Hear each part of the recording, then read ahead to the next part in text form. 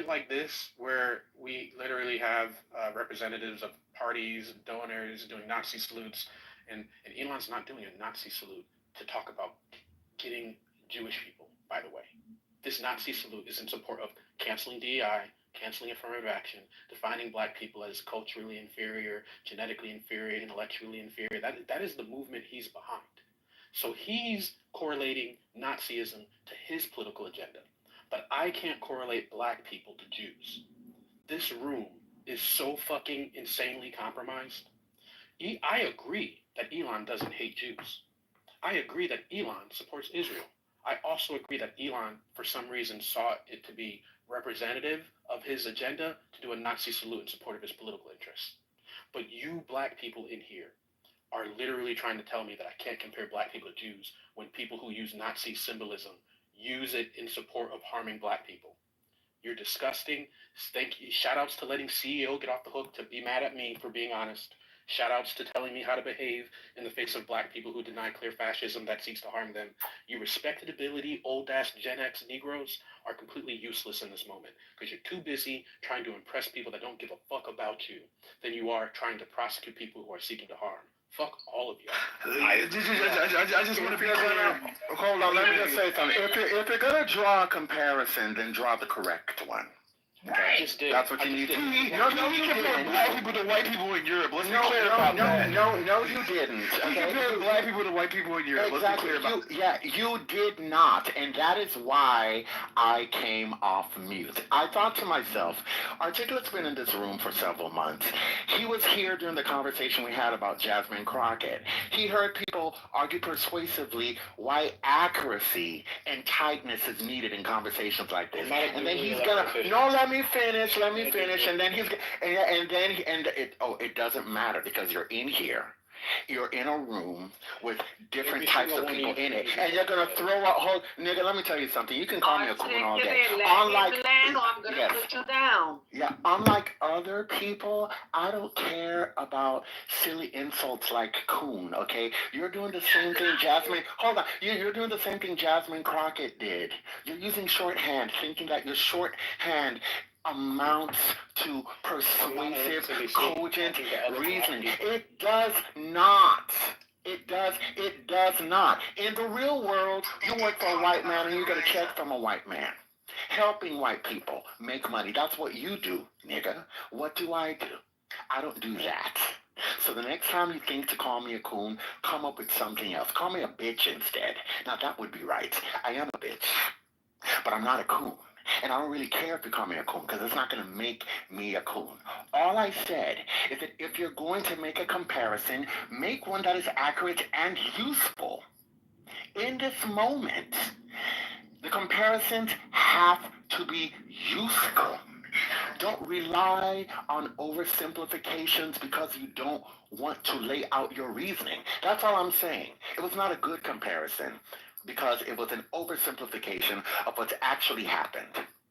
We've spent the last year talking about how black people, and in particular your people, African Americans, have not been treated well by the United States, and that the United States owes something to them. And then you're going to say that your people are like some other people who've been treated differently in some key ways by the United States government? You shouldn't be making that comparison. I'm sorry. Not somebody who claims to know as much as you do about African American history. In other words, it has to be tight. You gotta be tight. You gotta be precise and tight in the language in which you use. Language is very important because let me tell you, the other side knows how to use language very well. And it will change definitions and meanings of words, right? So the thing about it is, I wouldn't have used that comparison. Why would I do it? That doesn't make sense. And I will also get tight on Elon Musk and say that he is a white nationalist who believes in the ethno state. That's what he believes in. His family he comes from a Dutch family. That, by the way, would come to South Africa, Africa, by the way, and subjugate a whole group of people that were already there and had them in, oh God, now I can't think of the term. Had them in a Jim-like Crow state. When we think about it, the idea of segregating them, relegating them to certain types of jobs. I am Panny, oh Panny, oh Panny, having miscegenation law. I am thy mate, I am thy man. Making them inferior. So if you want to take those that would make better sense than what you said about Black people being Jews in America. Yeah, but everyone is their own worst enemy. It doesn't make sense. It just simply does not.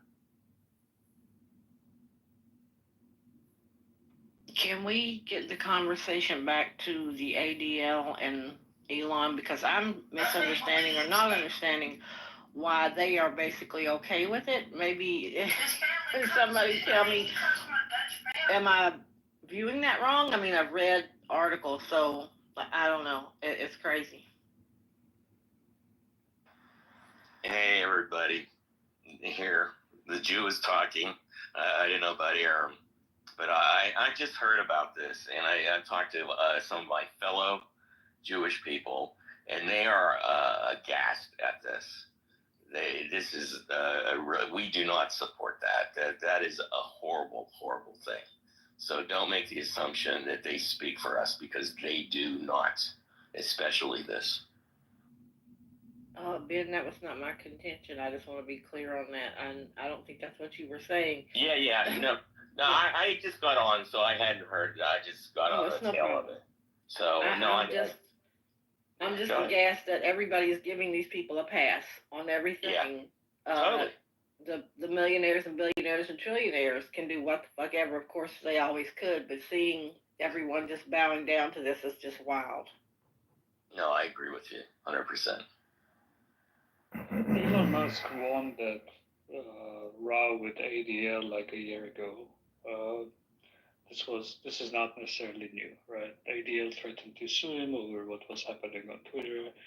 Then advertisers backed down. Then Elon Musk retaliated with a threat of countersuit, and then Elon Musk did that whole Israel visit, the Germany visit, Auschwitz, I think, was it Auschwitz visit, etc. ADL back down and never resumed any attacks on Twitter, despite Elon Musk's even more aggressive retweeting and liking neo-Nazi and white supremacist and anti-Semitic content.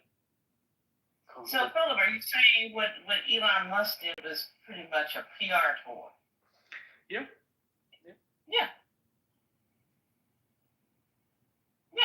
It's a PR tool. You always have to question the motives of people in the way in which they move, right? Why did he find it necessary for him to go to these places? To give the appearance that, he is with them in a way when we know that he is not. He is a white nationalist. He does believe in the ethno state.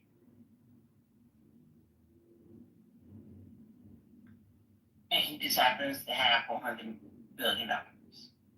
All those things are true. The political winds I just found a very, I'll read it one sentence. This is from 2023, middle of the year, I think. ADL John Greenblatt statement, same guy, right? That issued the statement today.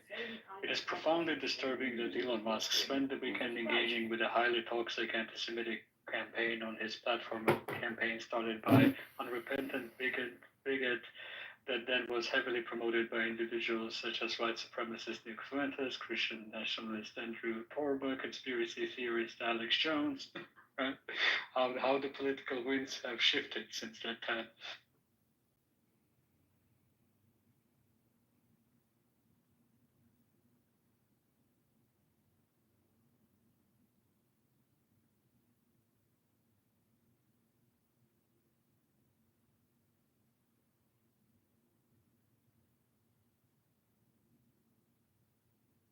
Elon was also, I don't know if anyone else saw it. I can't find the clip now since the news is about his salute he did twice. And if, yeah, CEO, you're back. I don't want to start this conversation with you again, but I would just say if you think that what he did was okay and that it wasn't anything near the Ohio salute, I would encourage you to do that whenever you feel moved emotionally and see how people react. No. But So Matt sent a video. I just proved him and wrong. I am now even. My perspective is now, evolving on it. Yeah, meaning I won and you It's the lost. whole thing. Chalk went up for Matt. Reduce it down to who won and who lost. Okay. Oh, I won, honey. I won the war of the words and the evidence. Honey, it's really something when you beat a coon, honey. It's like it's a championship tournament. Yeah, again, I don't say this. But part I don't get is this. Like, if you're gonna personally attack, fine. But then have the full conversation and let's back it up and bring And it. I See, did. that's my only. If I can that say is this, my only. for me, the CEO, even if there was some skepticism, I don't understand the investment in articulating that skepticism, understanding that such skepticism can come off as a defense. Like, I don't understand the need to want to call into question someone who has a pretty rich history of a documented history of being at the very least aligned with white supremacists. Amen. Well, that is my process for getting to truth.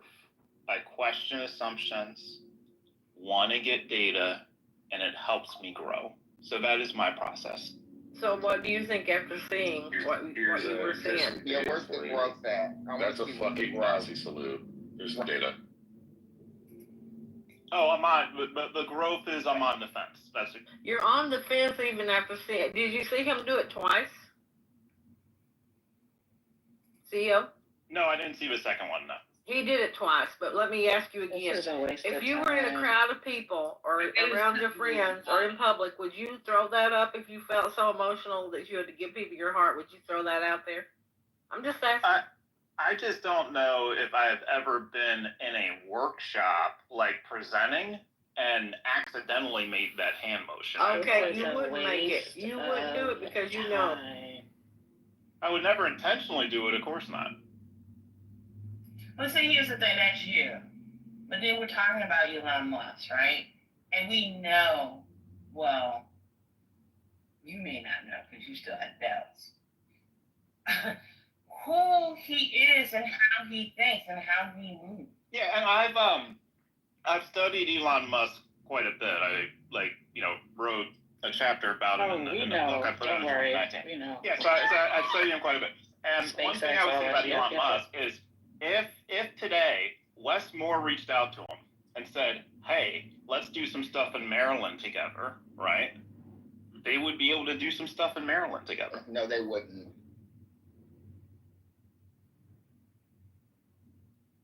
So CEO, I mean, when the German chancellor reprimanded him for supporting the far-right party in Germany, did you think that was consistent with what you believe his personality is? Yeah, I think that was obviously a really bad decision, and I think he makes a lot of bad decisions. So that's the thing. It's like, I mean, okay, so he's making bad decisions, and these bad decisions are showing a particular pattern. I mean, so is it just bad decisions, or is it intentional? Both.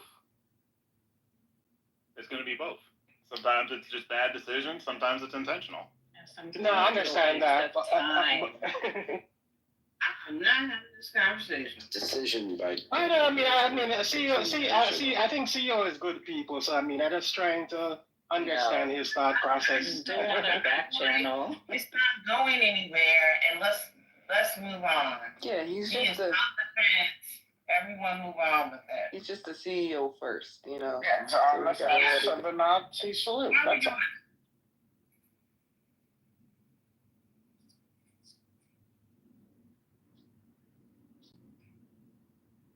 Can we also acknowledge that the mere fact that there is a discussion whether on the inauguration day on the podium somebody did or did not make a Nazi salute twice is itself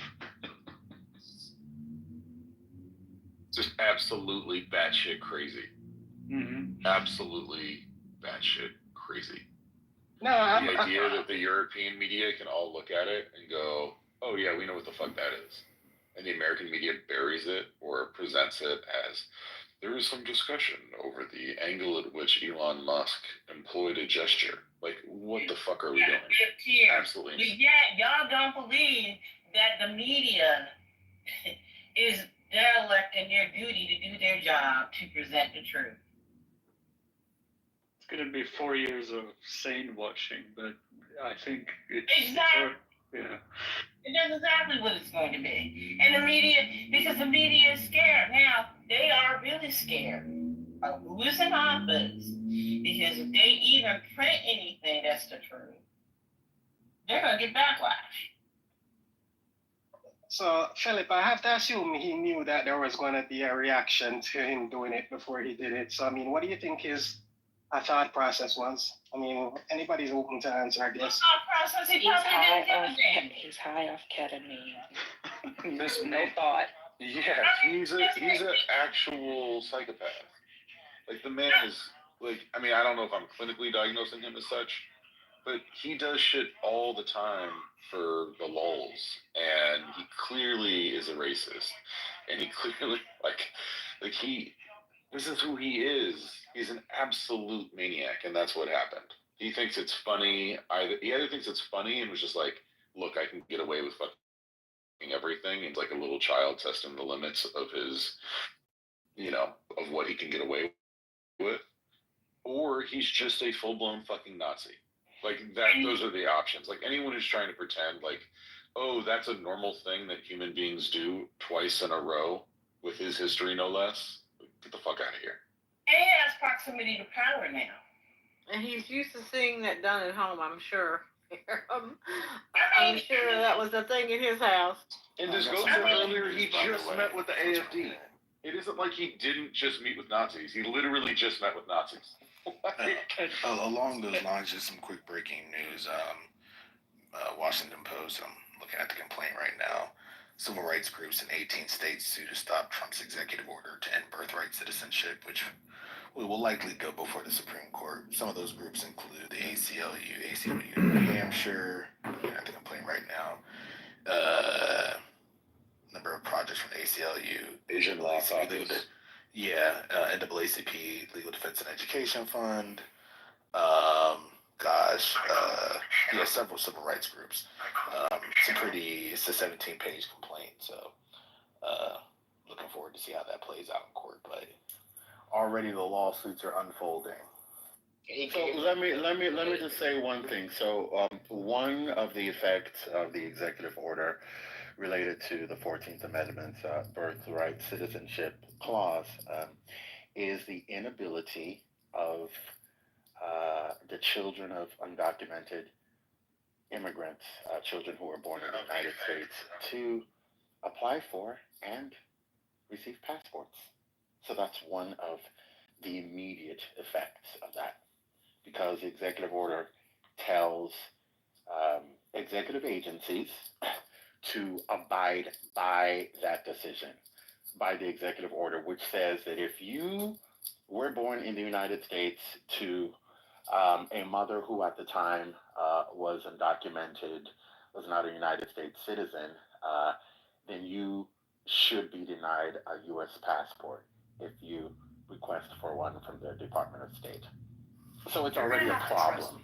If you don't have a passport and your mother was not documented when you were born here, you are illegal. You are not eligible for a passport. Doesn't mean that you're not a U.S. citizen. It just means that the executive agencies at this moment are forbidden by Donald Trump to issue you a passport. And I know that you all understand how that creates difficulties for people in America. This is going to get fast-tracked to the Supreme Court, I imagine. I think the executive order gives 30 days, but this is already going to have direct harm, imminent harm. Why do you think it'll be fast-tracked? It's going to take time to get out of I don't see the court not taking this up, and because of the immediate harms that this is going to have, I think it's just going to work its way through. I mean, you think it's going to wait until the next term? Go ahead. Oh, no. When you say fast tracked, I thought you meant fast tracked. Oh, okay. Yeah. So you mean once it makes it past an appellate Exactly. court? Exactly. Okay, yeah. But I think because it'll it's be going to before take the a end of the while. term. Yeah, I do think it'll be put in. Yeah. Trump is going to fight it. He's going to say he has the power to do it. I don't know that he does. This doesn't strike me as an area where he has the authority to stop agencies from issuing government documents like passports, because I think, I'm not sure about this, but my guess is that if you are a United States citizen by birth, you are entitled to get a passport if you pay the fee. So and that's because of what the 14th Amendment says. I don't know that the president has the power to stop you from getting a passport if you already meet the eligibility requirements. I haven't read the lawsuit, but I would imagine that they're looking for injunctive relief. So at least on that basis alone, I can see this getting up to the court for injunctive. Yeah. They're doing that, yes, and they're suing under the 14th Amendment. They're also suing under the Administrative Procedure Act too. Yeah, there are three claims in the lawsuit. I have a question for y'all, the legal minds. So this is supposed to take effect in 30 days, I guess, right? So let's say an undocumented migrant or someone here on a work visa has a child after 30 days. So let's say February 3rd, February 23rd. Is that child a citizen? Before this is overturned by a federal court or the Supreme Court, or is that child going to be able to get a social security number, a birth certificate? Like what exactly? So you're asking about the effect of the executive order on that child that's born. Okay. Yes, the child is a United States citizen under the 14th Amendment. The executive order is not overturning the 14th Amendment. It's not saying that you're not a citizen. It's simply saying that there are just certain things you can't get. There are certain things you can't get from the federal government because your mother was undocumented when you were born here. So while it's true that you might be able to get a birth certificate from the hospital based on where you were born, so you were born in a hospital in X city in X state, it isn't true that that your mother or somebody else will be able to request a passport for you, because a passport is issued by the Department of State. The Department of State is a federal agency under the purview of the President of the United States. And since the President of the United States has told the Department of State not to issue documents such as passports to American-born children whose mothers were undocumented when the children were born, your mom won't be able to get a passport for you. So it's just a passport, like it's not like government assistance or. So I don't want to say authoritatively whether it's limited to passports. I just know, based on my reading of the executive order, that documents that require U.S. citizenship and are issued by federal agencies can be withheld from people who fall under the scope of the executive order. And anything else that requires proof of citizenship. Like a job. Possibly. Like you would be able to get a job if you're a citizen to get a job. I mean, well, possibly. And right now there's a hiring freeze for federal government employment that's unrelated to the immigration agencies. I think there's an executive order freezing hiring for all federal government agencies except the immigration-related ones, I think. So I think passports are one thing that the executive order will prevent the kind of people I've just mentioned from getting, but it's possible that there are other things too. Passports are not the only documents that federal agencies require proof of citizenship for. Yeah, we're also talking about renewal too. I was just curious about that. let's say, so we're not even talking about children, but for example, let's say you were someone who would fall under the 14th Amendment's purview. Your parent wasn't a citizen. You were born in this country. Let's say your passport expires, and we're seeking a renewal. I'm curious if that calls it into question. Child, you better file those renewal applications now and fast track that shit, because I mean, until an injunctive order is issued, once the executive order kicks in, folks whose moms were undocumented when they got here, they can't get no passport. Yeah, I think that's the point. Like, this throws the administrative state in a bit of a tizzy, and then also it requires courts to be very clear about the history of the 14th Amendment and what it's designed to do. I think part of, from what I've read in the news, I haven't read any legal arguments from Trump's side, but I think part of the argument from what I've read is that the 14th Amendment wasn't designed to go this far. And so the courts are going to be required to clarify how far the 14th Amendment goes, which, if courts give a narrow reading of it and the Supreme Court upholds that kind of holding or that kind of reading of the 14th Amendment, it'll be interesting to see how that plays out.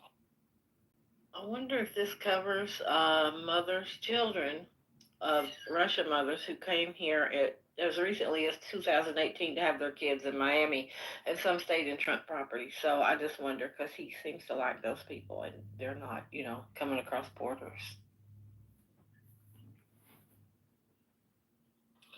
I don't know. But like I said, documents issued by federal agencies, benefits issued by federal agencies that require proof of birth in America will likely not be available to the children of undocumented mothers. Based on some of the reading I've done, I think that Trump's lawyers are going to make an issue of the phrase "subject to the jurisdiction of" in the 14th Amendment's first clause. That hasn't been interpreted in a narrow way by the Supreme Court. The case that I'm thinking about that required the Supreme Court to decide who gets birthright citizenship involved people who had still pledged their allegiance to China. If I recall correctly, there might have been diplomats. Correct me if I'm wrong.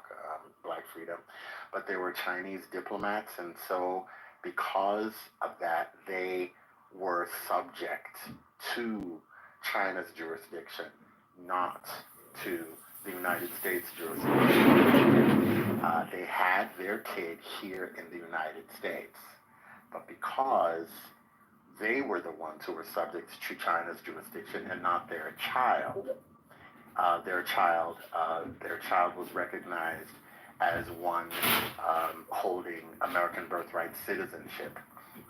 Trump's lawyers are probably going to ask courts to interpret that phrase more broadly. There are people who are saying, "Oh, well, if your mom was undocumented when you were born here in the United States, then that means that you weren't subject to the jurisdiction of the United States when you were born here." But that's not how courts have interpreted that phrase in the past.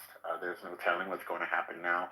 I imagine that, let's see, the lawsuit was filed, let me see where it was filed. It was filed in the District of New Hampshire.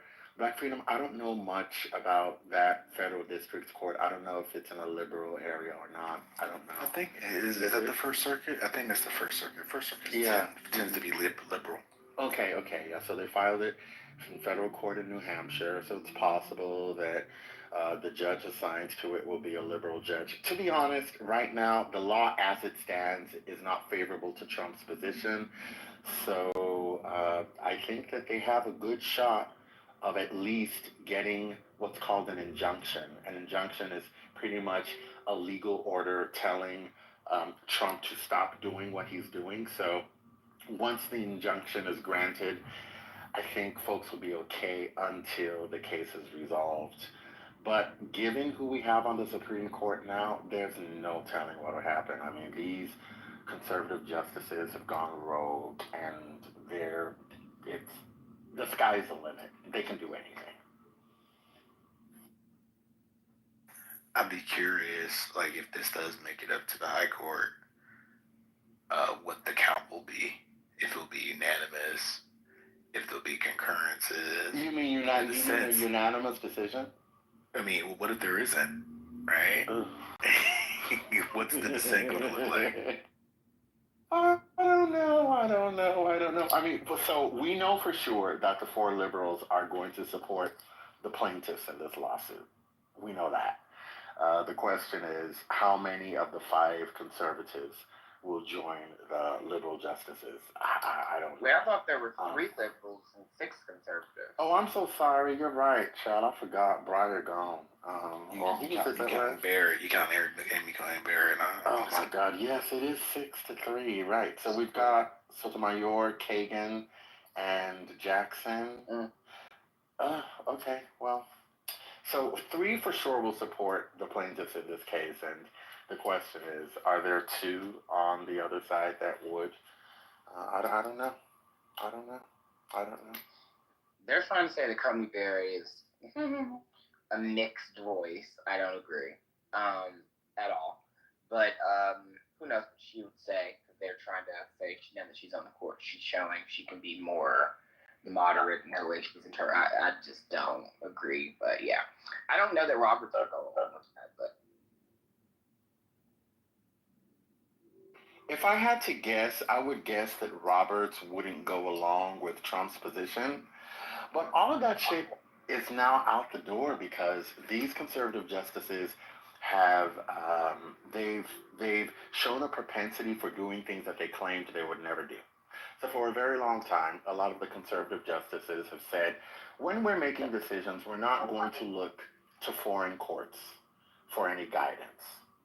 Since then, they've done an about face, and some of the conservative justices have looked to foreign courts in determining how to make decisions. For a very long time, who's unmuted? Somebody's unmuted. I don't know what's going on. Okay. For a very long time, what's going on? What is happening? It's Sherry. Oh, okay. For a very long time, conservative justices have said that they don't care about legal history when making decisions. Legal history doesn't matter. They're just going to look to the text of the Constitution or a statute to determine what the language means. Well, in the Dobbs decision, they relied a lot on legal history that they made up. In the Trump versus United States decision, they also relied on legal history that they made up. So they're not sticking to their guns. They're not showing a faithfulness to principles of interpretation that they've pointed to in the past. So there's no telling what they'll do. There's really no telling. I think anything beyond a unanimous decision makes things a little scary, especially if you're thinking about future administrations, any possible future challenge to birthright citizenship. So the problem with that observation, Black Freedom, is that in my view, it doesn't reflect the America we live in now. Gone are the days of unanimous decisions. We're not getting them. We're 100% organized as a nation. We're not getting them now.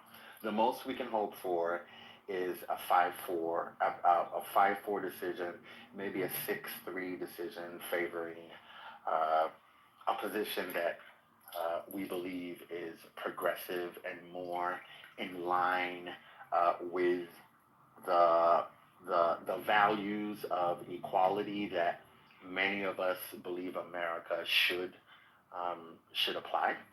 But I don't see us having unanimous decisions on hot button topics like this for a very long time.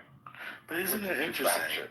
But isn't it interesting though when we think about Brown and the work that Chief Justice Warren did to get a unanimous vote because of the concern, or you know, as much as folks try to say that Roberts is an institutionalist, um, I don't think he can whip it up.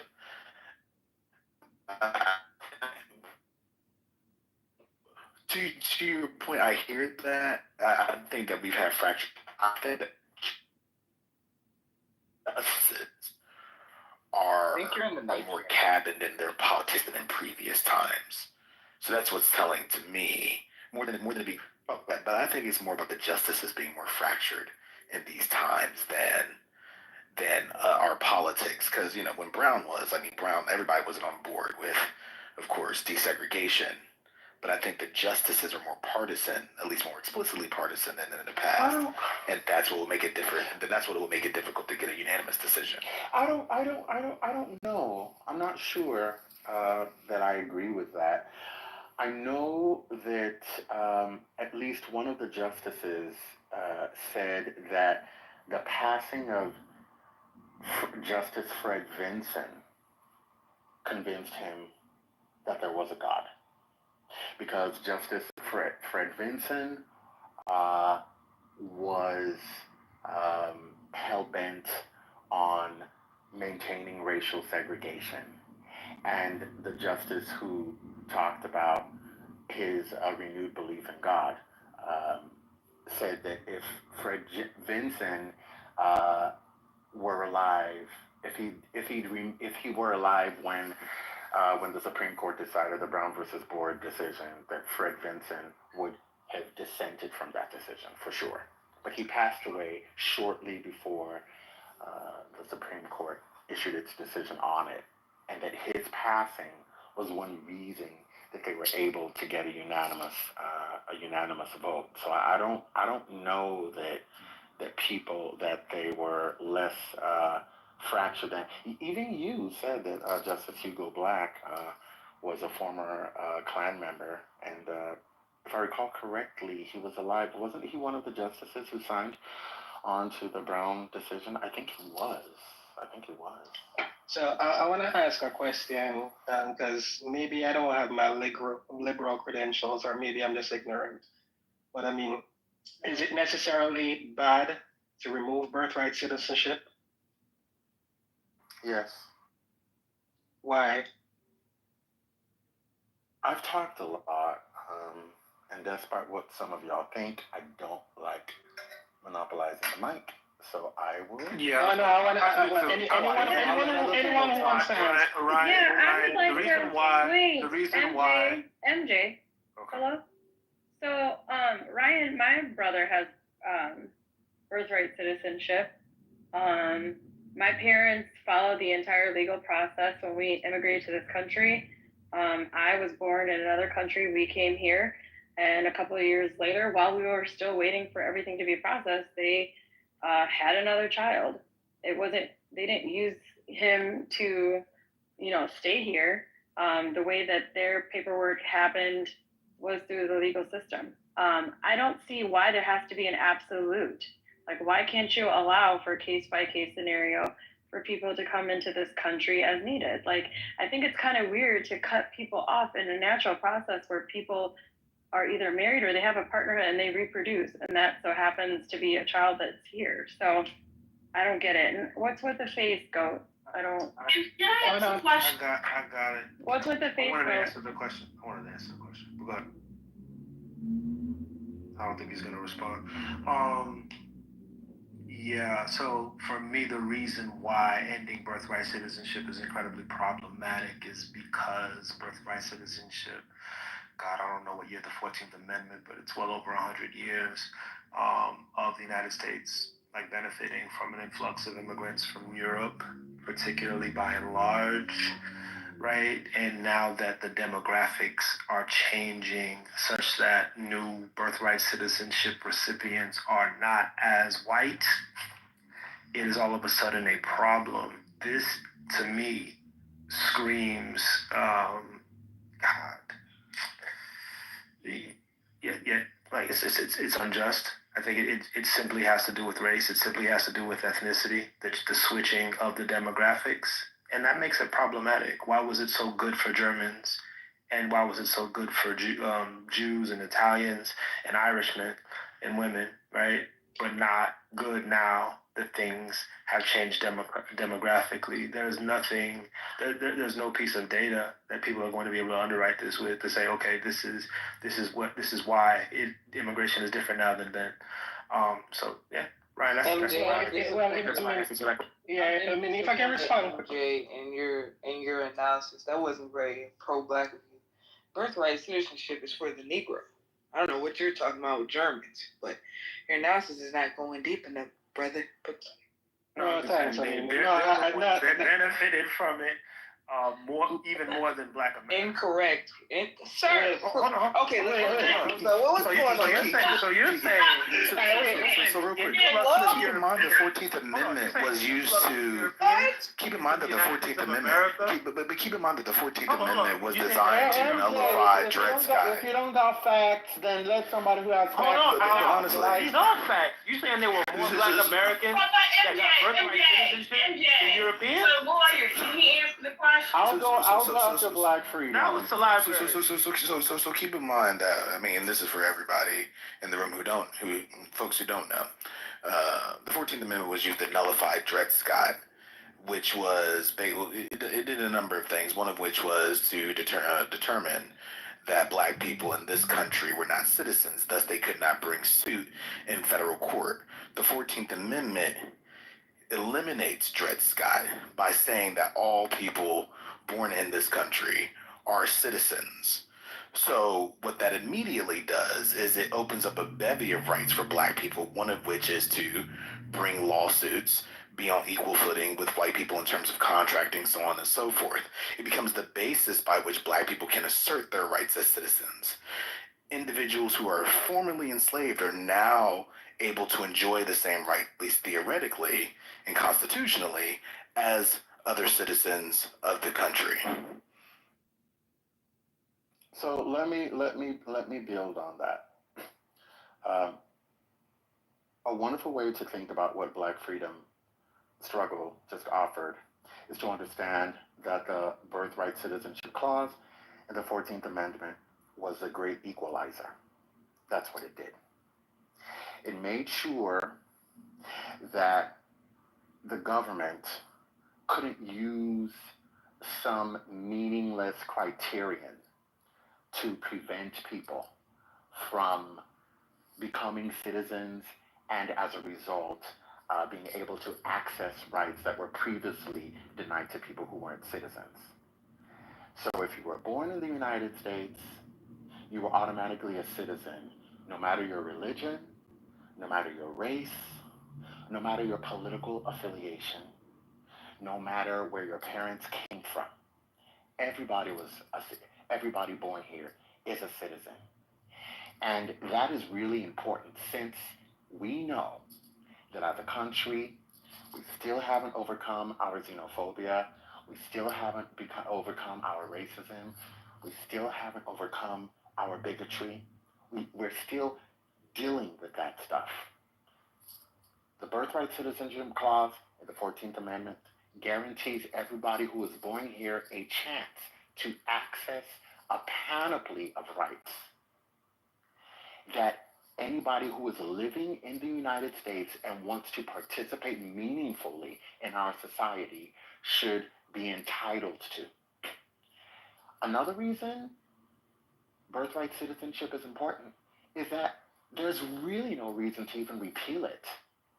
I don't think anybody who wants the Birthright Citizenship Clause gone can show that a bunch of undocumented people are having kids in the United States, meaning like there are all these kids being born by undocumented mothers. The number compared to the number of children born to people who are legally in the United States is still very small. So there's no need to even do it. The other thing is, if you get rid of birthright citizenship, then every American parent is going to have to show that their child is an American citizen. It's going to be expensive. It's going to be difficult. It's quite possible that the United States might have to create a national birth registry. It might have to create some kind of national ID that can be used to prove citizenship. I mean, I know we have the passport already, but passports aren't the sort of thing that everybody can get right away. They're expensive, they take time, and so there are Americans who are citizens who could be denied their citizenship rights because people mistake them for non-citizens. So there's no need to repeal it anyway. It's not as if people want to call them anchor babies. It's not as if anchor babies are being born here at an alarmingly high rate. It's not happening. And then getting rid of birthright citizenship is going to require us to come up with something to fill in the gap. And the process of filling in the gap is going to be difficult, and it's going to be super expensive. So that's why I think birthright citizenship should stay. And to your point, Gad, that's why the attack on birthright citizenship is really a much larger conversation, especially when you start to get into the culture wars or this like nationalist sentiment that's going to be loud during Trump's administration, because it's like you have to start to hear what they're saying it means to be an American citizen. They're starting to almost look to like values, right? Like, to be an American citizen, you will have to be XYZ. You hear JD Vance crazy ass saying, like, when you hear them talk about birthright citizenship and attack it in that way, you have to contextualize it with the shit they say about people who are not Christians, people who don't have children, adults without babies. Like, these are the type of people they're starting to say should not have the same amount of rights. That's what the attack on birthright citizenship is going to start to look like. Like, if you're an adult with no children, are you a citizen? Because do you have American values? That's what this shit is about. Y'all motherfuckers talking about nothing. So I just want to say one more thing before people start telling me I talk too much. I mean, my question was actually an intellectual one. Because, I mean, understanding the reason why America has birthright citizenship, it's not something that most countries have, most developed countries have. So understanding the reason why it was actually created and whether it actually is the most beneficial for Black people at this point is the question I was, inadvertently asking. So I mean, I think from what you said, it's when Black people benefit, MJ, that they have an issue with it, which I can understand, but that doesn't necessarily state whether or not it's actually good. And to what you're saying as well, Hurricane, what's your name now, God? Is that you're saying it would be problematic, it would be challenging, it would be extremely expensive, and it could actually be implemented incorrectly if it were done. But that also doesn't answer the question. You didn't hear me when I said that one of the reasons birthright citizenship exists is so that meaningless criteria such as race, ethnicity, can't be used to deny people citizenship, which, if done, would prevent them from accessing a panoply of basic rights that people need to enjoy life in the United States. You don't think that's important? Wait, hold, because I mean, you said I don't think that it's important. That is not the same as necessary, right? So I mean, what I was pointing to is exactly what you're actually affirming right now, is that you're stating there could be a lot of challenges, it would be difficult. The implementation could actually be. No, you didn't listen to me at all. So the difficulty in implementation was the last reason I gave for needing. I know. No, hold on, sir. Since we want to be intellectual, then let's recall what I actually said. The first reason I gave is that we need birthright citizenship so that meaningless criteria such as race, and ethnicity and others can't be used to deny people citizenship. The reason we need to make citizenship available and not subject to such meaningless criteria is that we already have a history of such meaningless criteria being used to deny people citizenship who deserve it. Case in point, black people and Dred Scott. The Dred Scott decision said, you know what?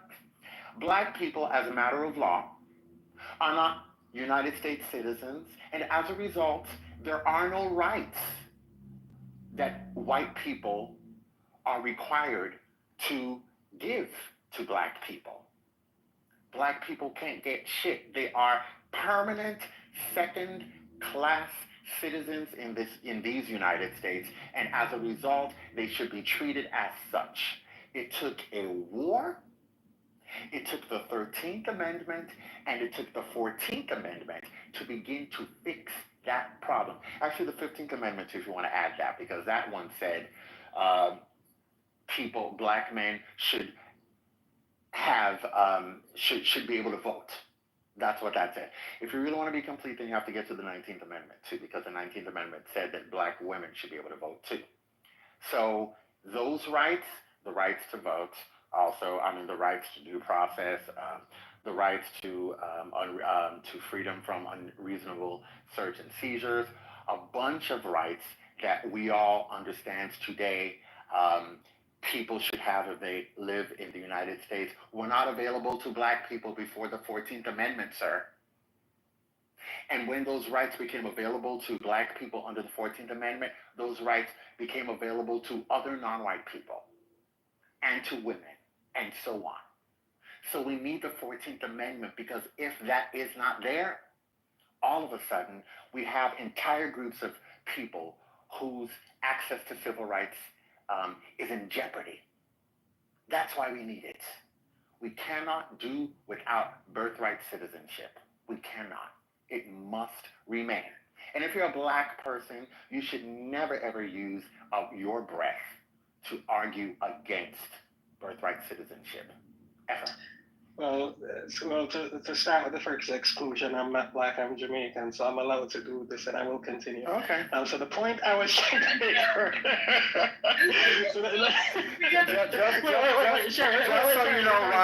just so you know, Ryan, this is not funny to me at all. I can't laugh about it at all. It's not a funny thing. It's a very serious matter. I'm not trying to downplay. I mean, it's definitely something that you should be passionate about, and I'm happy that in the field that you're in, you are passionate about it. But I mean, I think one of the things that I do sometimes is actually become stoic in terms of my analysis. So, I mean, what I was actually doing there earlier is not to say that the points that you mentioned were not relevant or not important or not actually a part of the system and the challenges created with actually implementing the system. What I was actually asking is, those things that you refer to, are they inextricable from birthright citizenship itself? Yes. Well, I don't think you proved that. Should I tell you why? Should I tell you why I didn't prove it? I didn't prove it because I had to. I assumed that people involved in this conversation have taken the time to read all 5 sections of the 14th Amendment, so that they know what it means and what it guarantees to people in the United States. So pardon me for mistakenly assuming that you understand how all parts of the 14th Amendment fit. Nobody really understands. I do not, which is why I ask questions. I mean, I don't take that as an offense. So no, I mean, that's the thing I have. I mean, I'm not being some devil's advocate here. I'm not trying to perturb people or create disruption by asking questions. I thought it was a valid question. I thought there were people in this room who were capable of answering, and that's why I asked the question.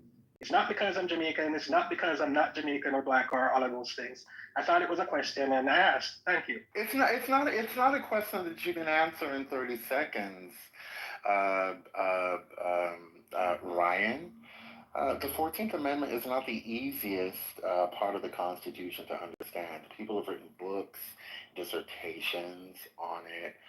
There are tons of uh, judicial decisions that discuss what even just 5 words of a portion of that amendment mean. So that, I mean, like if you ask Black Freedom and I, we could talk for hours about what the 14th Amendment guarantees to people. And we might not even agree on everything.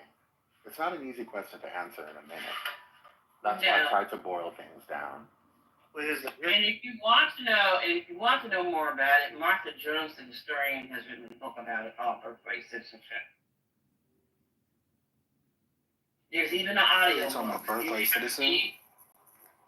Yes. It's called, what is it called? It's called Birthright Citizen. Her book deals with the response of Black people on the ground to Dred Scott and how Dred. Well, and she also deals with what was going on with Baltimore, because I think, that's how she frames it. What Black people were doing in Baltimore about birthright citizens. Mm-hmm.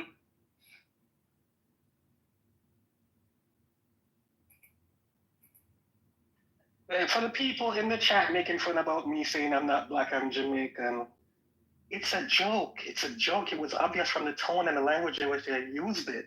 I don't believe that. That's what people on this app say. I thought you would have realized that. Thank you. Hold up, Ryan. Jamaicans are Black? No, I'm not Black. I mean, I get told on this app every day I'm not Black. and if I say it, no, it's an issue. Shout out to the Blacks, man. We know Black, we Dominican. I know that's right. And I mean that with my full chest. We're not playing this whole U.S. racial construct in other countries, applying that shit all over the world. No. Fuck you. Whatever, Blackie. I don't know. Your PTR is pretty black. Am I wrong? All right, that was funny. I'll give you that. Yeah, why are you playing blackface, mother? This is a meme, y'all. Y'all have never seen this meme before? Yeah, this is it's old. It's old it's and an old meme. It's old and tired. The Dominican conceptuals of race. That's old and tired too. It is. Well, now that I'm talking to my vacation friend over here, it is interesting that you didn't bring up the fact that Haiti doesn't have birthright citizenship in your conversation, right? And that is actually not the norm on the planet. I found that to be fascinating. The second thing was, it's like watching deja vu. Like when Dominicans got rid of birthright citizenship in 2013, it's a similar argument. These people are a drain on our country. We have to stop bringing them in. Yada yada. It's like shut the fuck up, MJ. Your economy wouldn't have been hold going on a minute. well. Hold on a Your minute. economy I'm still talking, right? It's a similar argument being used in the United States to end birthright citizenship. Stop getting triggered. I understand. I'm not triggered. I'm just telling you the fact. It's okay. Take a breath. It's not that serious. It is. Take a breath. It is serious. Actually, go ahead. It is serious because you're picking up your own Black people and you're sending them to Haiti because you're only looking at skin color because you're a bunch of racist fucks. But, you know what I'm saying? Shout out to the Young and the Hispanic. But anyways, it's a similar argument, right? These people are a drain. We need to stop them from coming here, yada, yada. You're watching the same shit happen in the U.S. 10 years later. The people that end up coming, or that end up, like, are they gonna, what's the plan for people who are born here after the fact? Are they just gonna be classified as illegal immigrants? Nobody knows.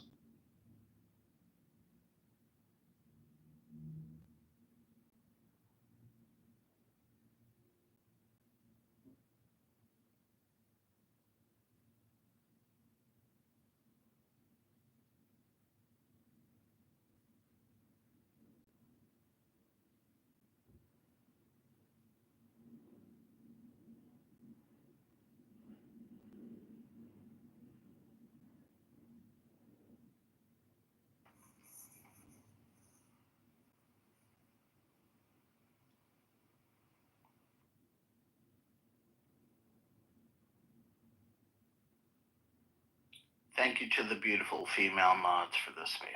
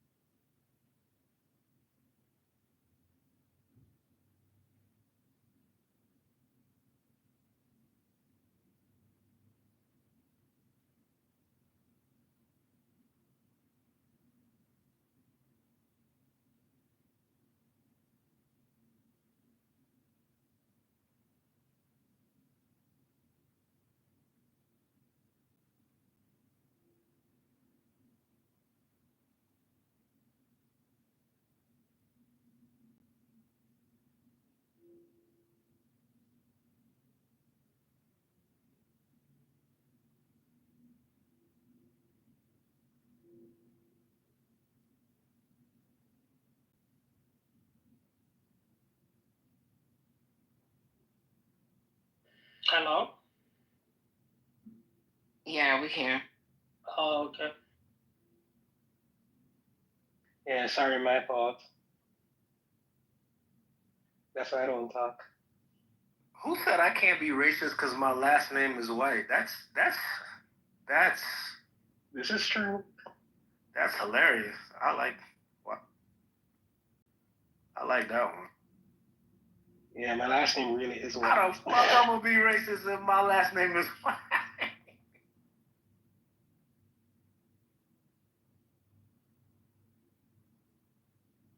Yeah. Who said that? Do you remember who said that?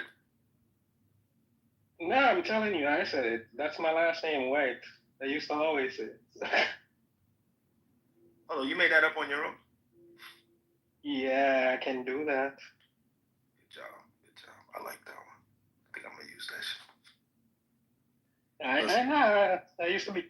I used to like big on Facebook back in the days when Facebook was big.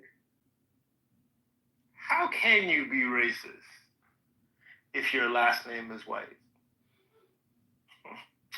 Yeah.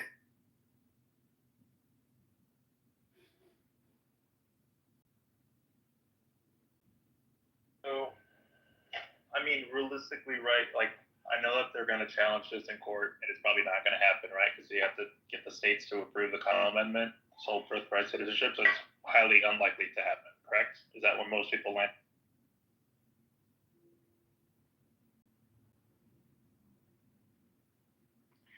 Yeah, that'd be a question for Gad. With this Supreme Court, what y'all think, for real or black?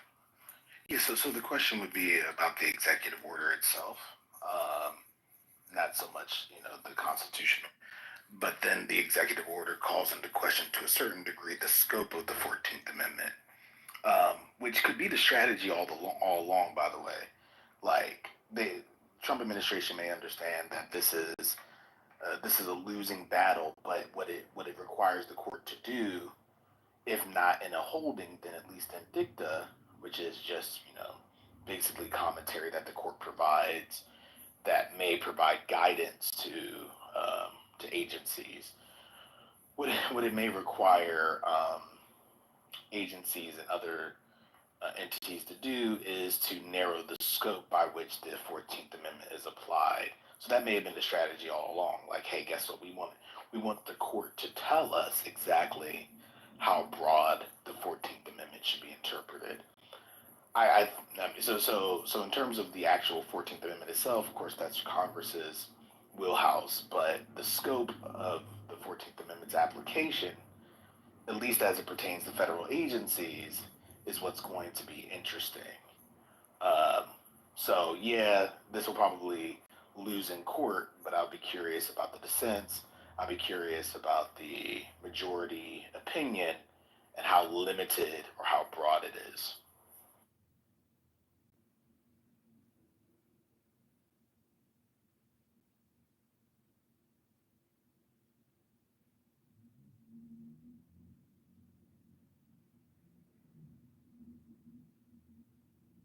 Since it's quiet in there, did y'all see the daddy's home?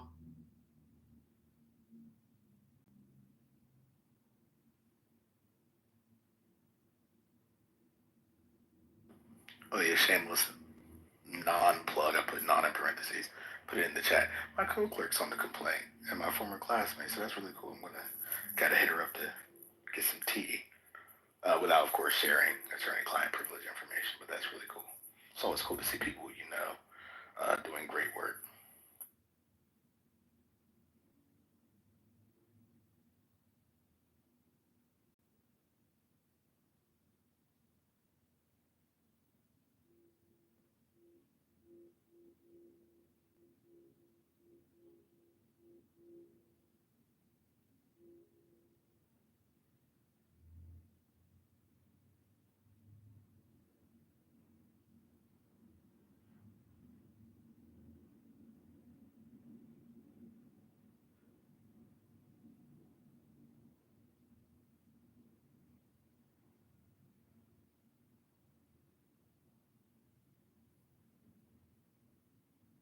Are there actually like statistics on how many people are getting their citizenship to birthright citizenship and what the breakdown looks like?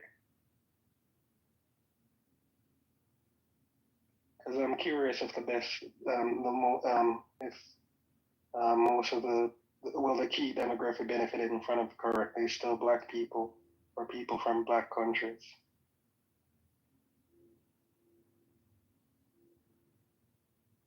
I don't know how they keep track of that, but I remember a while back, there was a case out of Texas that they stopped issuing birth certificates to undocumented people that were having babies there. I think they would issue them some sort of paperwork, but they didn't issue them birth certificates. And then, that went up to the court, and they said that they needed to. I don't think it went up to the Supreme Court. I really don't remember, but I don't know if it's like hospitals, that had made like these decisions. Oh, we need to stop sending birth certificates, or what happens there? Like, does the state have to enforce this against the hospitals?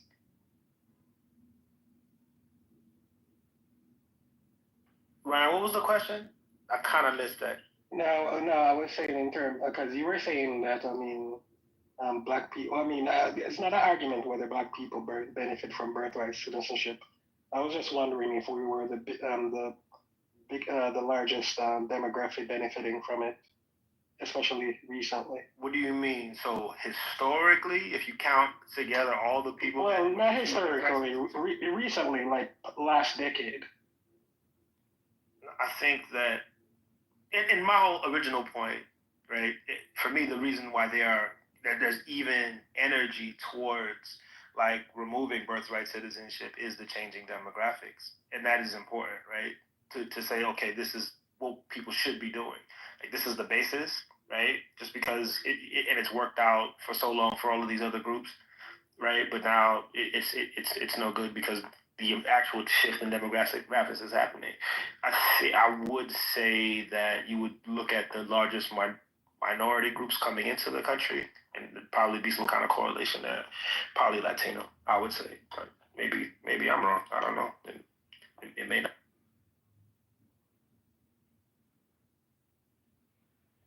Felipe says it's not, and he has the data. You can share it in the chat, Felipe, or come up. But I was genuinely curious because, like I was saying earlier, I live in Miami, so most of the people actually benefit from it are not black. At least anecdotally, the demography in you don't have that many black immigrants in Miami in general, so that's part of it.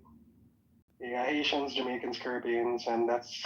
There's some black Latinos as well, but the grand majority of Latinos that are coming, even to a place like Miami, which is probably disproportionately Caribbean Latino compared to the rest of the country, it's still mostly white, which is.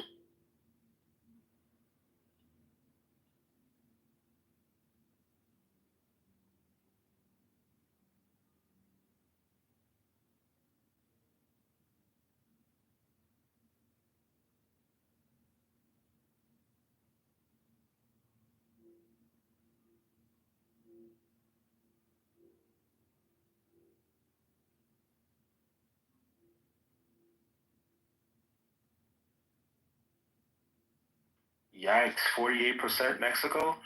Yeah. Wow.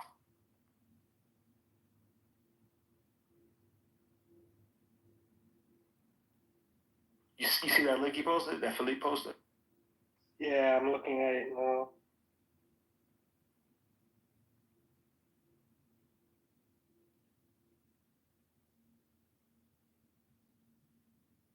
Yeah, and that's the thing. I'm not even talking about whether the executive order is constitutional or not.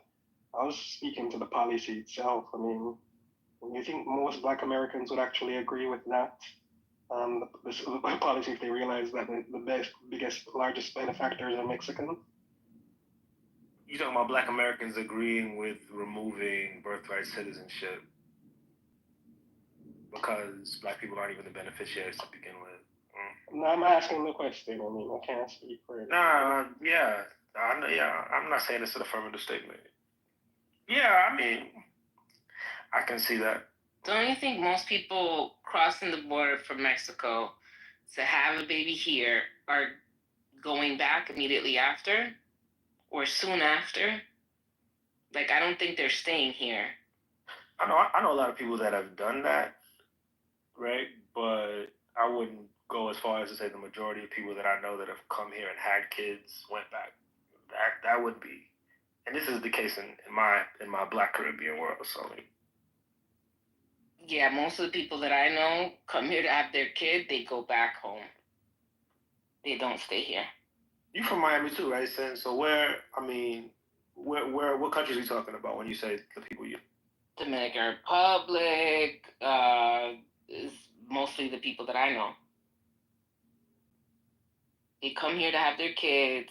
Chinese people also come here to have their kids and go back home. Russians, well, maybe not now, but I would say a lot of people from other countries. But I could tell you a lot of Dominicans come here and have their kids.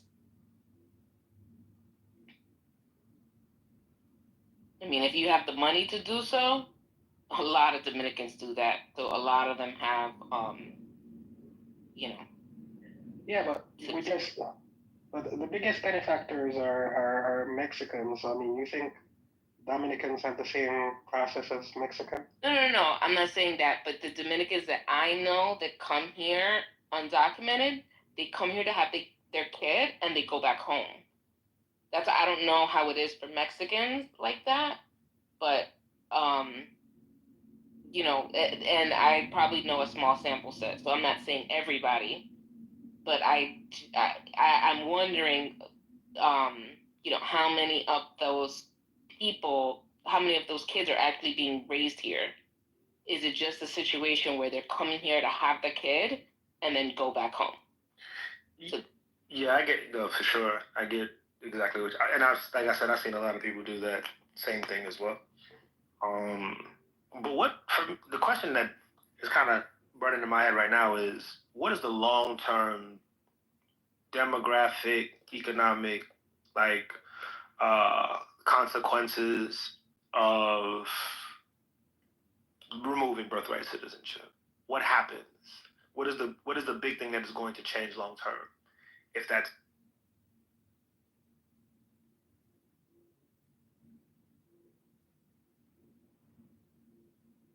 we would have less Mexican Americans is the only obvious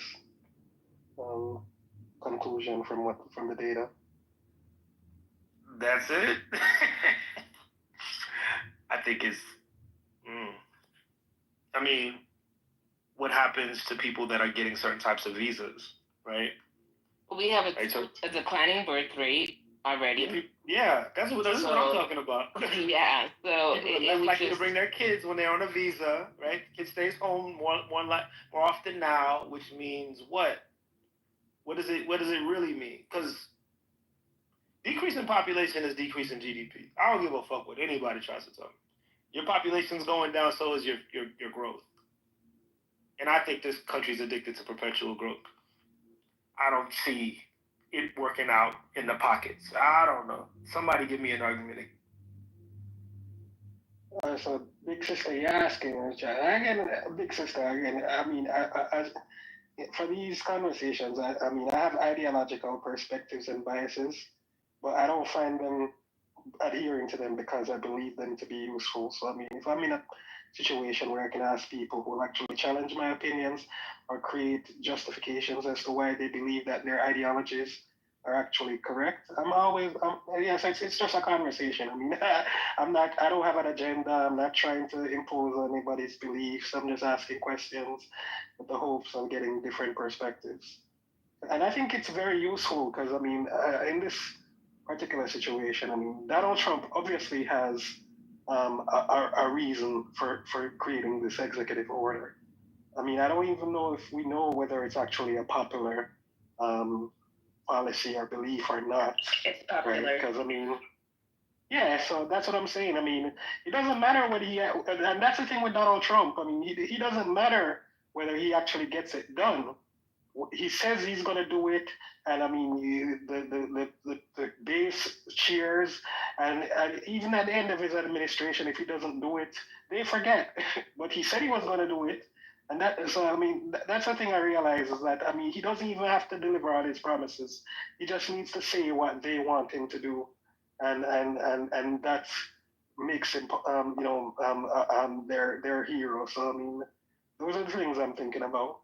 But if you look globally, and this is an icky take, but globally, there's the sentiment of our country first. There are a lot of refugees that are being bandied about. People, for whatever reason, I'm not saying that it's right. Of course, it's just their opinion. They don't want it. And a lot of other major countries, if you're not a citizen, you can't go there and pop out a baby and the child is automatically a citizen. So I think the United States was rare in that occurrence. The conversations I've had with people have actually disappointed me. But I guess most people aren't really going to have an opinion one way or the other if it doesn't impact them, which is pretty much how everything else works. So there's that. I think we're going to end up like Spain, like Japan, like Italy. All those countries are begging for people now. Right? Man, I went to Cuba and I saw the line because what Spain is doing is it's saying like if you can prove some kind of descendancy to Spain, like you're automatically going to be allowed back into like I think, man, I want to say full citizenship, but I won't. You can't quote. Don't quote me on that. But yeah, they're begging like former colonial citizens to come back because economies need growth. Switzerland did that too, MJ, and now you know what they're doing? They're paying people to leave. What, good little sum of money. You mean the Muslims? No, just immigrants. They're paying them to leave. Voluntarily. Why are they paying them to leave? Okay, Chicha B, put all that stuff right here, because that's melting. Mommy doesn't want it on the floor. It's on this side. It is melting. So take your shoes, your jacket. Do you have fun? It's snowballs. It's snowballs. Okay, close the door, because Mama's cold. Okay. Sorry. That was sweet. Oh my God, all the adults, all the kids are outside throwing snowballs at each other. It's so cute. Aww. Except for you, because I'm cold. I think they did it. I'm not sure. There was also some increased violence against immigrants that were occurring there. Not a lot. And I think it was just like a resident sentiment, if that makes sense. But countries never give a really good reason why they do things like this. It's just, I think it happens every couple of 100 years. There's just this push to expel people that they don't believe belong there. So it's nothing new, sad. You know what's really crazy about all this? God gave us the land, yet man founded it. I just find that quite disappointing, fascinating, and every other emotion all at the same time. Raise your vibrations, kings and queens. I found that amusing. Thank you, Daniel.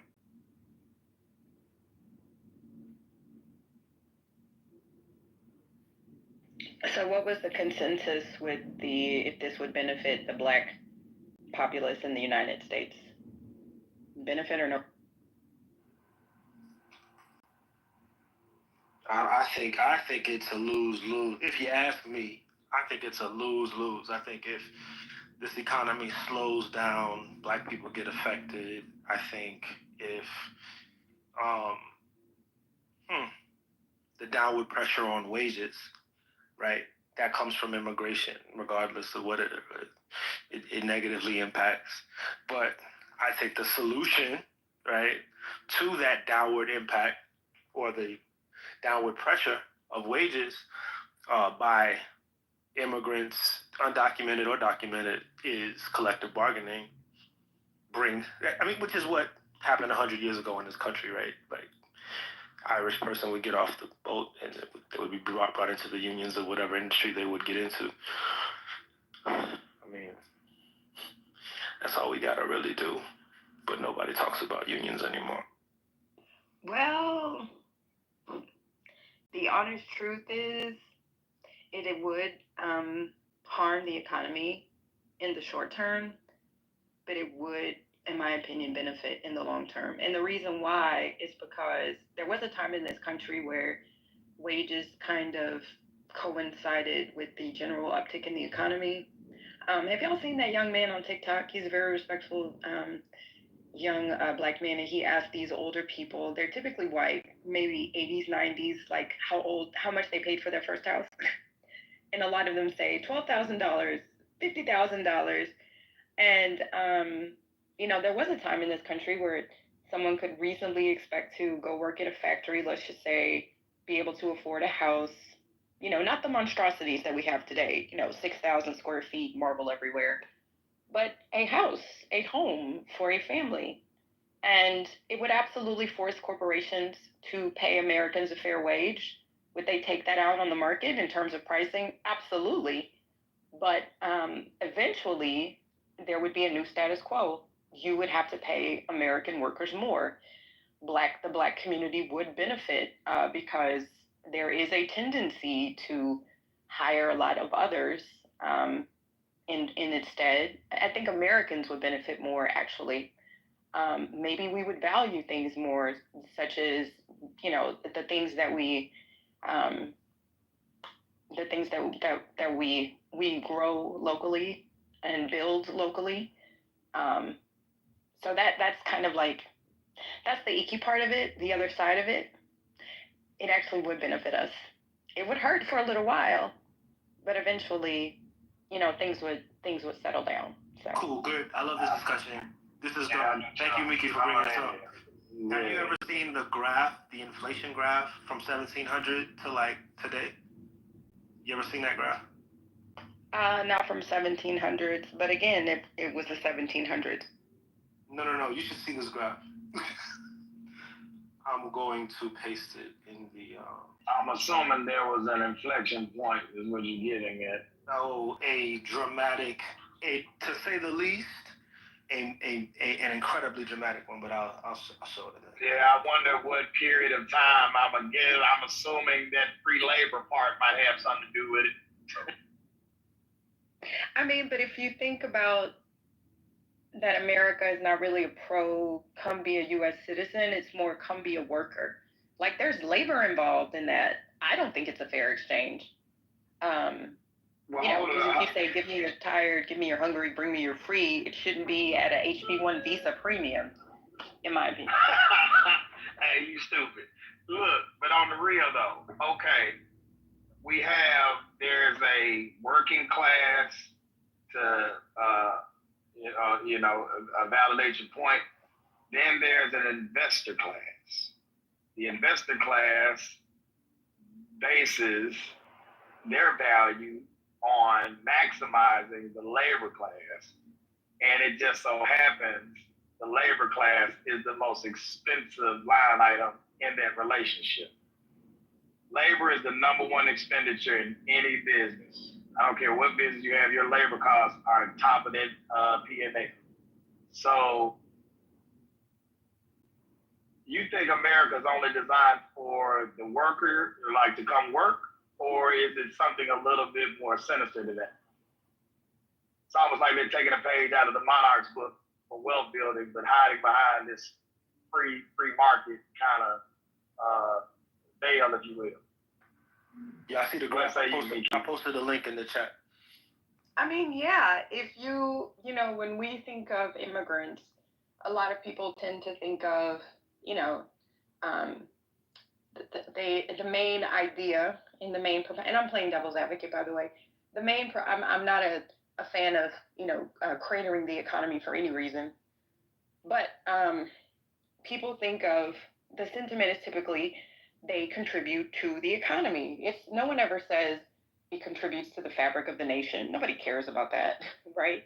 We're not the melting pot anymore. Groups are, not centering themselves, gathering themselves, right, as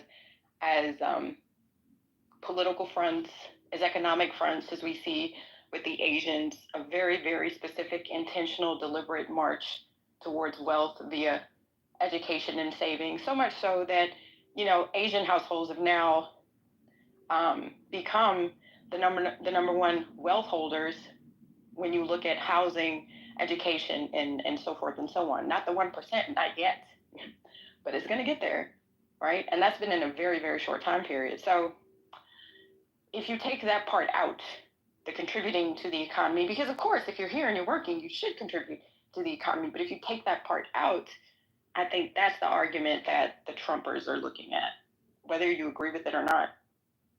Well, MJ's graph is, this is fascinating. Go ahead, bro. I didn't think, oh man, it's wild. Because I thought it would have been a lot, I didn't realize how recent, like, shit. Well, you know what that 1972 is? There's like this series of graphs on 1972, which marks, I think, the changing, like the removal from the gold standard. I don't want to get into that part of it, but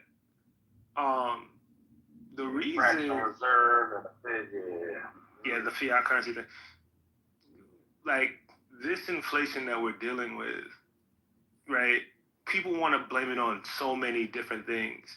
You look at this graph, there were huge, insane waves of inflation throughout this entire period, like from 1775 to 1910, 1940, if you look at this graph. Potato famine, the Italians, the fucking Holocaust, like major, and I'm talking about major, I'm talking about as a percentage of the U.S. population, right? But the economy was able to absorb that in minimal, I mean, especially looking at relatively from a comparison of now, very minimal impact on inflation. Yeah, there's just something else going on that is making wages not unable to compete with the ability for Americans to purchase a particular basket of goods, man. It just don't make, you know what I'm saying? There's something else going on. And if we don't collectivize, if we don't really sit up here and start unionizing, the shit's gonna, they'll point the finger at immigrants, right? They'll make these policies in the name of, let's keep it American, let's get our money up again, but it's not really a part of the problem to begin with, is my entire point. You see what I'm saying? No, I'm saying that people believe that it is, and you have other countries that are following this model, or if anything, the U.S. is finally following this model. That's what I'm saying, to play devil's advocate. People want, and we know why, it's a lot of icky reasons, they have decided to make a new target. I mean, we've seen this play so many times throughout history. And unfortunately, it's usually very successful. It doesn't matter if it kills the country that does the expelling after a while. People want it to happen. And they have elected a president who is very fervent, who is very justified and confident that this is what Americans want. So much so that Elon was doing Hail Hitler several times. And Trump is gleefully signed these executive orders and said that race, during his inaugural address, race is no longer going to be at the forefront of anything in this country. It's going away.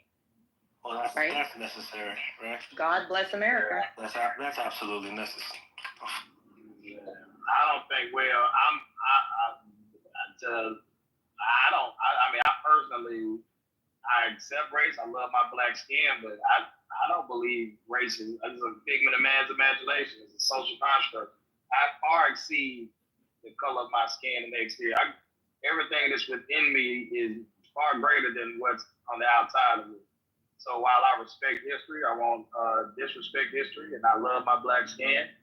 Yeah, race is literally one of the most non-productive. It's divisive. Throughout history, it's done nothing to help uplift the whole. I don't know why we even even acknowledge it other than the fact we have to because of the pain associated with it. But I transcend race, but I'm not gonna, be naive to the history and the realities that we're facing. So that part of it, I'm okay with. But I'm also looking at this through the lens of, I think because race is a thing, the only thing that can help to kind of bring a collective front that is associated with, I guess, optimizing the whole is to getting to know your neighbors better, like not becoming this tribal or using tribalism to separate each other and justifying, I guess, your stance on whatever issue you may have a hold your position on, but really getting to know the people that you share this land with, because obviously, MJ's pointing at Graham, there's something else happening, and I don't think everyone's at the party. So if the masses aren't at the party, and the masses are now buying out the Kool-Aid that those people that are at the party are serving, just to keep you separate, then getting rid of race, getting to know your neighbor, trying to listen to other ideas that you don't agree with, and truly just not using any bias when you're just dealing with another person, probably is the one thing that and it's free. It doesn't cost us anything to do that, but it seems like to be the most difficult thing that I'm willing to commit to. And so the people that are at the party, I guess that small group wins. And you getting rid of race, that's one huge barrier that can hopefully get us back to that point. But I know people probably not gonna want to subscribe to that, but I think it'll help.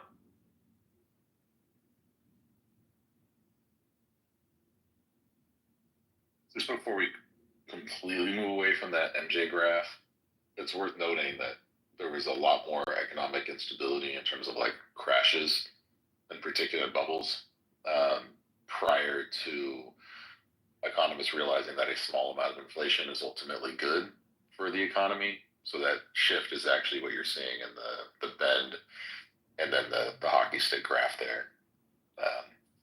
It's actually hold on. Can you explain it again? I'm sorry, I missed it. What were you saying about? So basically, a small amount of inflation. So like you talk about the target rate of 2% is actually better for the economy than not having any inflation. Because what ends up happening is like the boom and bust cycles get much more pronounced when you don't have any inflation at all. Now there's negative repercussions for that, and like I'm not trying to give like an economic sermon here, and frankly there's people on stage who'd be better at giving it than me. But the inflation that was intentionally created within the economy is ultimately a good thing because it actually helps the economy flow. You ever read The Creature from Jekyll Island? Has anyone ever read The Creature from Jekyll Island? That's a horrible book that nobody should read. Why, really? Why do you say that? It's a conspiracy theory about the Fed, and there are other countries that have national banks. We're not the only one. Okay. Well, let's get to the inflation. I think you're right in terms of some level of inflation because you want to balance things as best as possible, and I guess you're creating balance with that. But I don't know, man. Macroeconomics are a funny thing. You got to really kind of be very specific with how you approach it. So. Yeah. So, go ahead.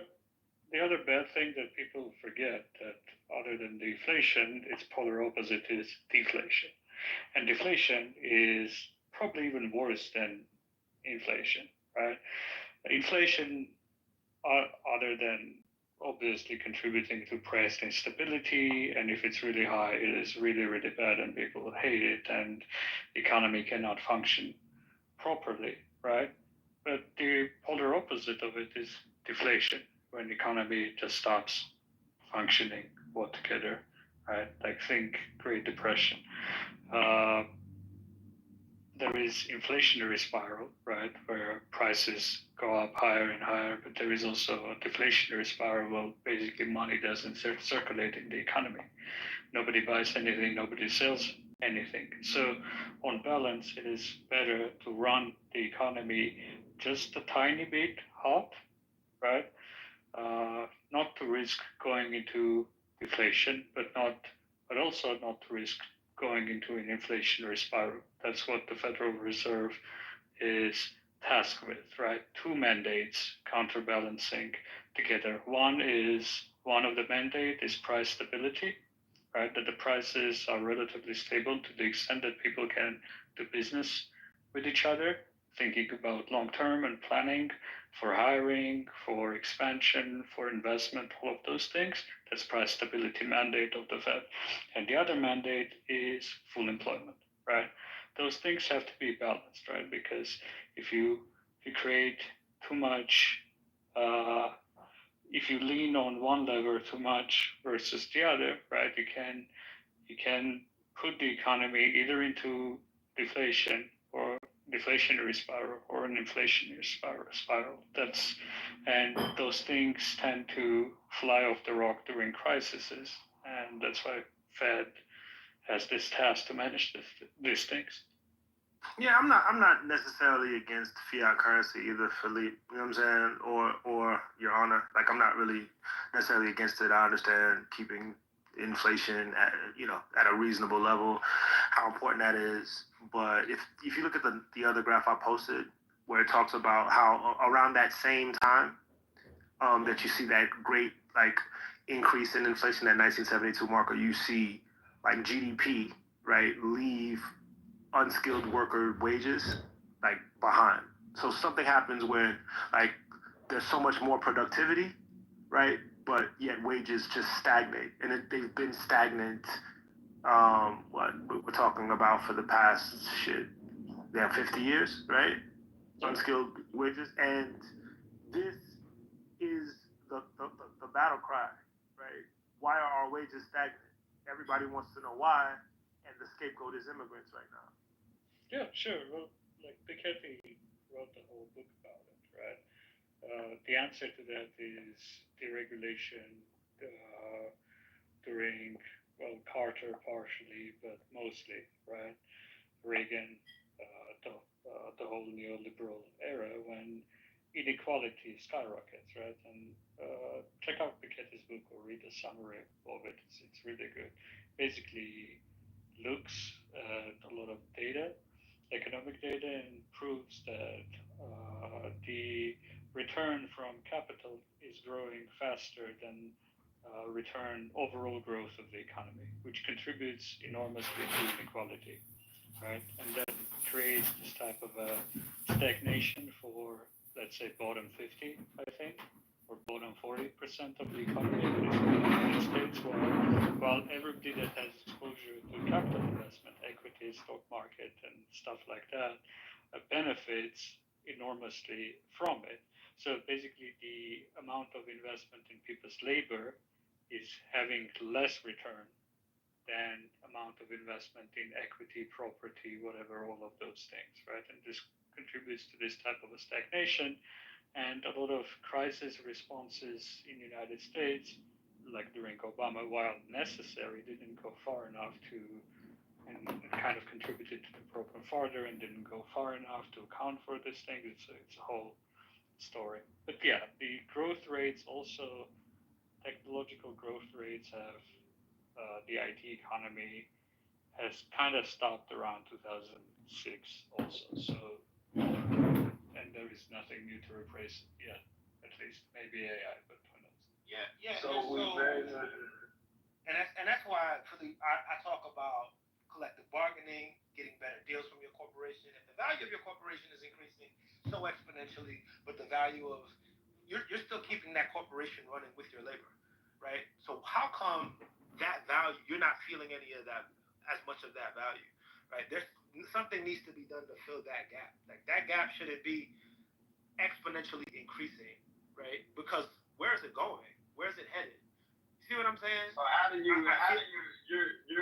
so basically you're gonna need some regulatory arm to kind of create this certainly like this perfect scenario, because how are you going to tell a company that they can't pursue maximization of profitability without infringing upon their right to the freedom market? By collectivizing their labor, like saying, look, we are your employees, right? Unless X, Y, Z, right? And this doesn't necessarily even have to be like increase my wage, but you're gonna maybe have to match me like a mandatory match on the 401k. like at the bare minimum. You see what I'm saying? Well, Because we're talking about the value of equity in capital markets increasing at a higher level, right, than wages in particular. And there's being a huge gap in productivity, right? GDP per person versus the wages. That's what is going to take that gap away. You see what I'm saying? No, I'm with you, but you're not accounting for the variable of how does that labor respond to what it is you're suggesting is a greater. I think it's better for them, but we don't know how the labor will respond relative to the obligation of their corporation to their shareholders and those who have a vested interest in them maximizing their profit. When you say the labor response, when you say that labor response, how could it? For example, I take my little small anecdotal. I was spoiling my team. I'm thinking I'm paying them high wages, and it just got to the point where they like, man, fuck this shit. I'm not giving you the productivity relative to my investment, just because they might just feel like they just come to the realization like I'm being exploited for my labor. I felt like it was almost like they wanted to, be me and not have to show up every day but still get the benefit. It's just a psychological disposition I dealt with. That's just my little small anecdote. I'm not suggesting that people wouldn't be very happy to go to work, but you have to look at the aspect of the reality of this situation is no matter what, if you have an investor class, there is a level of exploitation that is directly related to that labor that unless it's AI or automated, fully automated, there is a level of exploitation that will be realized, and the psychological reaction is something that I dealt with firsthand. I'm assuming we can not account for it if we even this thing out. Yeah, and the investor's gonna lose because some companies gonna say fuck that shit, and then that's gonna throw everything off. You see what I'm saying? Because they have the right to do that. Unless you unilaterally say, hey, every company in America, this is how you must perform. Now we become a communist economy or a socialist economy, and that's not gonna fly. You see what I'm saying? Or at least the narrative would be that that's where we're heading. So I'm with you. I want to see it happen, but I just don't know how it can be realized unless you got a Donald Trump that's gonna make us go through these pain points. As he said, hopefully it'll get done. I get his first term to where you can realize, okay, let's stay down to get down. But shit, I don't see that happening, bro. You know what I'm saying? I feel like I'm dominating the conversation a little bit. I feel it can be done. I feel like there are ways in which the labor or the laborers, right, can benefit from the rise in equity in the companies that they work for, in a way Yeah, that they got co-ops. They got You know co-ops, but that's a choice of the company to become a co-op. You see what I'm saying? I don't know, bro. I don't know. I put it like this. I want what you are suggesting to happen. It's just because of the nature of our free market. Man, look, I've talked to some people that will tell me to go fuck myself, talking about doing something that they feel that their employees can do for themselves and for them, all the while enriching themselves. And that's I'm the little guy in that situation. And they tell you go fuck off, man. What you gonna do? Argue with them while they continue to run their companies making whatever they're making? And that's just my small little circle. Imagine these big players that are in the Fortune 100, Fortune 500, and they ringing that bell a couple hours ago, a few hours back, and all of that, man. Shit. It get real. I'm sure you're well aware this shit is a shark infested environment. I know it's real, but like these things happened already. Like, you know what I'm saying? Like 100 years ago, when the unions was like literally people was dying, fighting in the street to unionize and shit. It happened. You know what I'm saying? I hope it doesn't come to that again. I think there are things that can be done before the shit gets to that point. But I don't know. Bro. Well, we have AI in the gig economy, so it won't be like it was in the 70s. Because you actually have a lot of adults, working age adults that are physically able to, that are not participating in the labor market by choice, which is unprecedented. So you have people doing other. And I think that that's what's going to kind of smooth it out a little bit. So you think they're going to make so much money that it's going to balance out the gap? It is cold. It is cold outside. I Make sure you put your hat on. Yeah, that hog out there. I don't know where you are, but this hog down there is shit.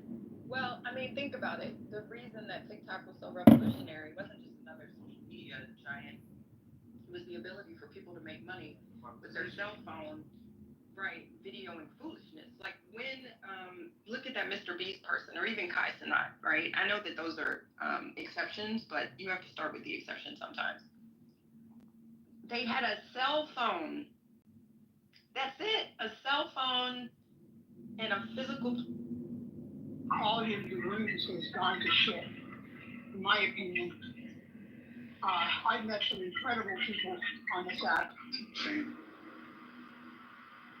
met some really incredible people.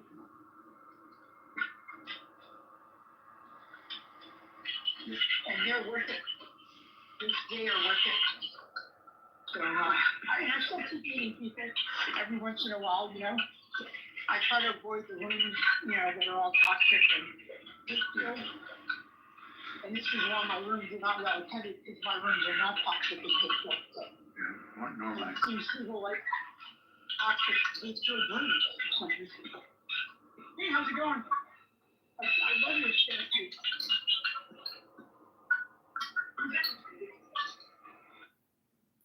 I have no idea. To that question, because my thing is this. When I was in school, I'm assuming the economists who forecast 10, 15-year projections, they didn't talk about the gig economy. No one saw this shit coming. And the reality is, it's not what it is unless we can have a phone in our hands as customers, which it definitely is in our hands because of some extreme exploitative practices that I don't think we really want to get into. So it's still, in order for us, Kai and Mr. Beast to be who they are, requires to have an available market. And that available market is what's in our hand right now on this app that comes from extreme exploitative practices. So you still are in it and not escaping it, number one. And number two, are there any data, because I haven't seen it, that the economists, when I was in high school, going into college, there was no such thing as a gig economy on the horizon. No one foresaw it. No economist was talking about where we are right now with this literal impact to how we live our lives on a global scale. I haven't seen any forecasts that would suggest that they saw it. So to Mickey's point, there could be another revolution that the economists just don't see coming, and we just got. I mean, the revolution is already here, and I'll make some points. Kim said 10% of content creators make $50K. Do you know how much $50K is? Even if people make $1,000 a month, you're literally a content creator. You didn't go to college. You didn't have any training. There's not an age limitation. There's not a demographic. You're a content. You post shit, and you get $1,000 a month sometimes. And your cost of goods are probably like is a time shit. $1,000 No, I'm saying is $1,000 a week. Exactly. That's what I'm saying. Here's the thing, you're an entrepreneur, so you get tax deductions for that shit. I literally just talked to a group of people that came to Fanbase from TikTok, and I'm like, are y'all taking advantage of the taxes? And imagine, probably 90% of them are not, right? They're not doing that with that. So what I am saying is that, Greg, I use TikTok. You have to keep up with how I speak. I use TikTok as my first example, but sweetie, YouTube has been around for a long ass time. There were 10-year-olds making $50,000 a month reviewing toys before y'all even thought about using TikTok to make money. YouTube is the old head stuff. And I got that wasn't an argument. And just I'm not a child, ADHD child. May I finish my stream of thought? God damn, that's what's wrong with some people. Entitled motherfuckers. Be quiet. Oh my God. Anywho, the fact that it's like, people will be like, well, that's not that much money. It's money. And that is my point. You couldn't do that 20 years ago. You are a disruptor. You're literally a disruptor. You shouldn't exist in this marketplace because it's not designed for that. So to me, the fact of the matter is, even if Trump is a crackhead, the fact that we just announced to the world that TikTok has value for small business owners, that's a pretty big fucking deal. However you feel about it. Yeah, it is true. So to respond, the only reason I said what I said in the comments is because you brought up Mr. B and Kaisenat as your reply or rebuttal to TikTok. And we told you in the chat, which you didn't listen to, that Kaisenat is from Twitch. Mr. Beef got his start on YouTube. Neither one used TikTok as a platform. Is it social media? Yes or no, Greg? I didn't say they came from TikTok. I said we have social media superstars that are multimillionaires that started with a cell phone. Did you not hear me say cell phone? Yeah, the platform doesn't matter relative to her point. Right. Who gives a shit about the platform? Who cares? They all stream on each other's platform. I'm not on Twitch, but I'm on Facebook, and guess what? I see Kai streaming. I know who he is, despite the fact that I have teenagers. I do too. Hell, all the damn TikToks I see are on Instagram. They're not on TikTok. They're on Instagram because people repost content. Like, come on, y'all. Y'all are showing y'all little millennialism. Cut it. Is it the great equalizer though? Is it the great thing that's gonna take people out of like wage slavery and shit? Like, is that? Hell no, man. Cause You know what I'm time. saying? Look, bro, I fell out the algorithm because Instagram, I knew I was on, and I was growing super fast TikTok, but by that time, I'm like, this shit too good to be true, and the government, I like, fuck it, this is a setup, so I didn't fuck with TikTok. But I quit Instagram because I like, man, this shit pimping me. I got to post every day so I can have some subliminal marketing, some brand recognition. You mean I got another motherfucking job that I have to do? Fuck you. And I got out I quit a year. I did a year exactly. And I got back on and I had no motion. And I'm like, wow, okay, this shit really is, a part of, it's part of our day to day, at least in my world, at least, So it's like, damn, man.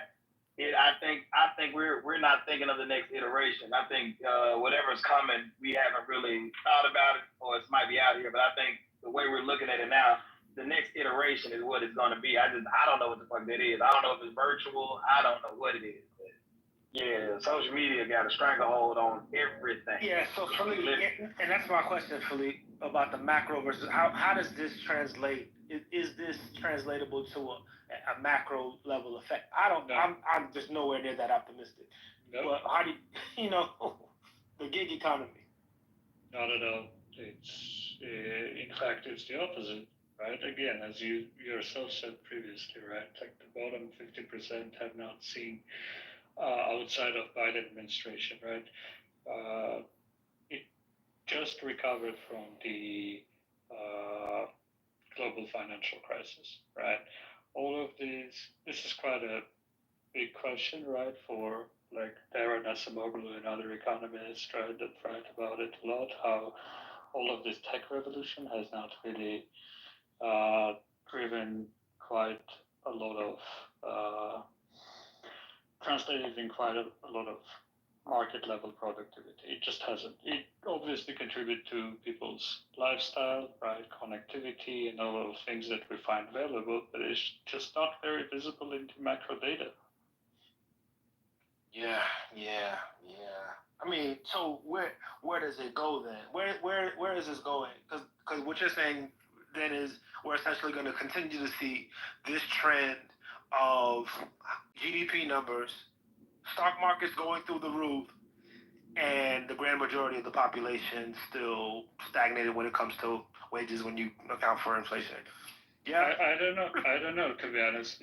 One thing that both Democrats and Republicans agree is that the era of economic orthodoxy since the 70s is over, right? It is over for different parties in different ways, right? But both Biden stepped back from it. How much he stepped back from it is a matter of debate, right? And Trump did too. Right. So slow it down a little bit. I'm sorry. Yeah. Conservative economic. Say that again. Conservative. Well, the orthodox free market, right? Like free market, globalization, no borders for capital, more or less like somebody put concrete on mute, controls. All of those things, right? Globalist, basically what the right calls globalist, right? Both parties have turned on that, right? Where is this going? It's a good question, right? For Biden, it is a matter of interpretation, how much he step back from it, right? The industrial type of policies like CHIPS Act, like Inflation Reduction Act, like the biggest climate investment. This is heterodox. Like you don't do this in neoliberal regimes because industrial policy is for neoliberal economists. Industrial policy is not something that you should do. Tariffs is not something that you should do, right? So Biden is doing industrial policy. Again, to what extent is a matter of debate. And Trump is doing tariffs. Both of those things are incompatible with the economic orthodoxy since the 70s, right? So we're moving in some different direction, away from globalization towards some type of the word friendshoring was a year ago was a popular term, or Jake Sullivan used the term small yard, high fence type of economics, right? But we're moving in some different direction, and it all depends how much Trump is serious about his tariffs, because if we may end up in trade wars with everyone.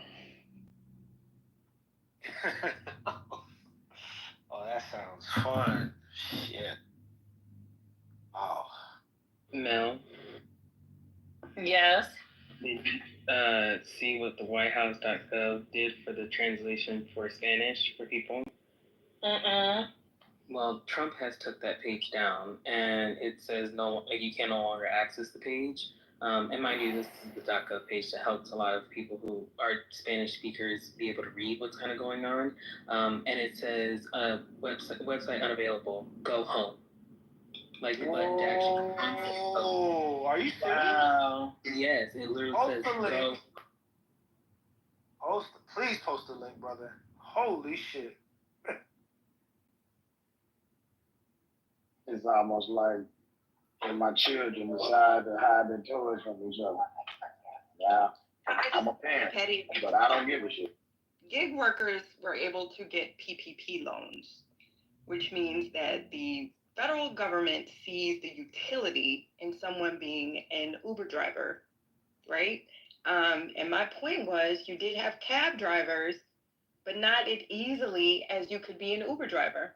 Does anybody remember in New York City, how it was so unique because there were a lot of cab drivers, like it was almost a family thing. You would inherit your cab, and then some people would influence the person. Yeah, and the Remember medallion that, had Jay? equity on it. You could trade it.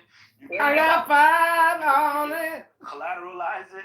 It was a highly valued asset, and then when Uber came in and upped into the industry, which is also why, remember in London, they had an issue with that, and they tried to, which, whatever side of the fence you're on, that's fine. I'm just using it as an example, right?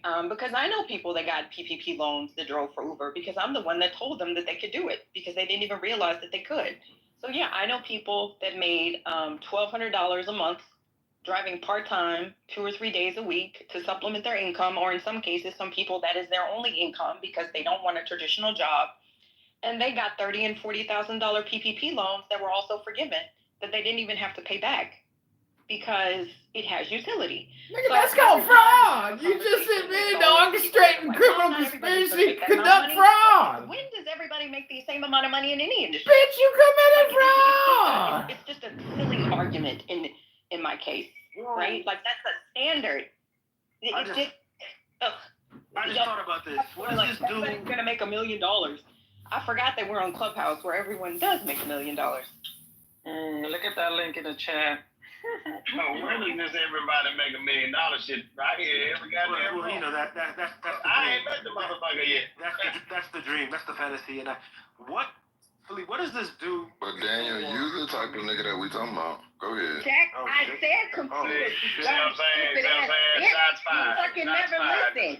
You listen so goddamn hard. That's why your ass never gets the whole conversation. Bring your goofy ass up here and have the fucking convo. But you at your goddamn McDonald's job with your fucking earplugs in, bitch.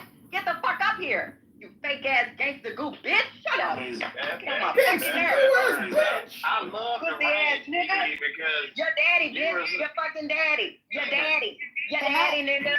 Can I add something about Wait, who are you talking to? I love the rain. Making smarter shit Yeah, you know these niggas always want to cat bang. Fuck you, nigga. Oh, Jack. Can I add something about the PPP loans? Amazing. So with the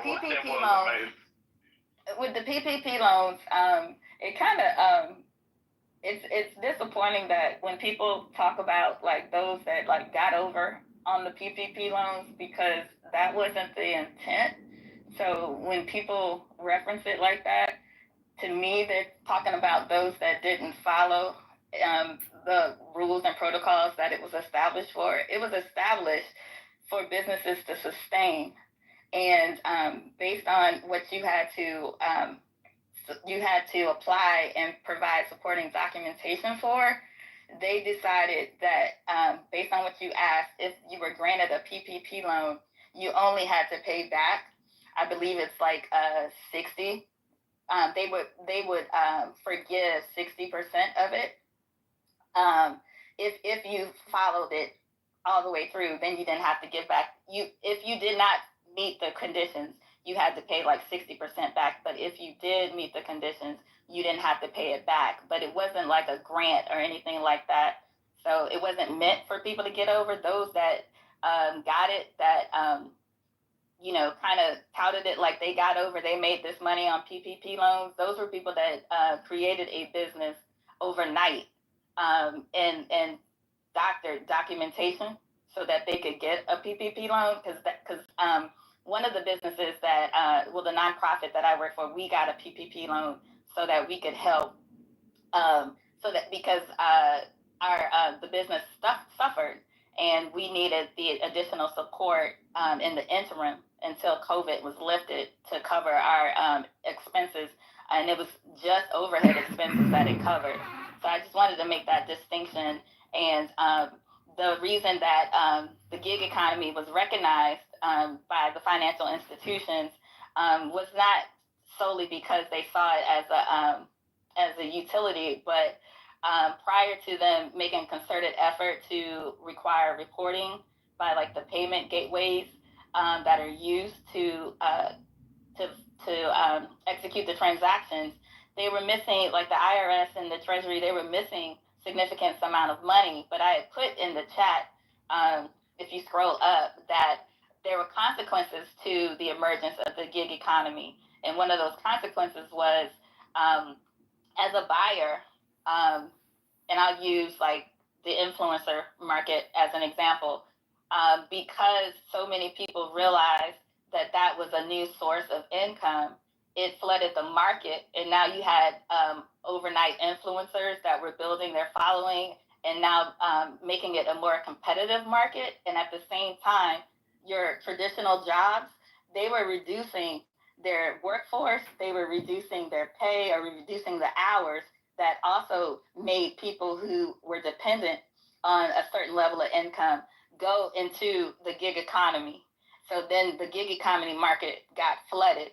And if you're on the gig economy side, regardless of whether it was Uber doing the influencer marketing thing or whatever, now you're competing with a new crop of people that have flooded that market. So the payers or the buyers of that service, it becomes a buyer's market for them, and they can negotiate down how much they want to pay because there's so many opportunities for people to buy it. So I just wanted to tie that all together. So in theory, it was great in the beginning, but the market got flooded on the back end. And that kind of speaks to that macro and micro level that Philip alluded to. Yeah, that's market saturation happens. Market saturation happens. I think that's everybody in my industry got it. And most people, as a barber, most people were able to get it forgiven. Like, they even had people that came around, like, before they actually made us close all the way down. They had, like, people that came around, taught us how to apply.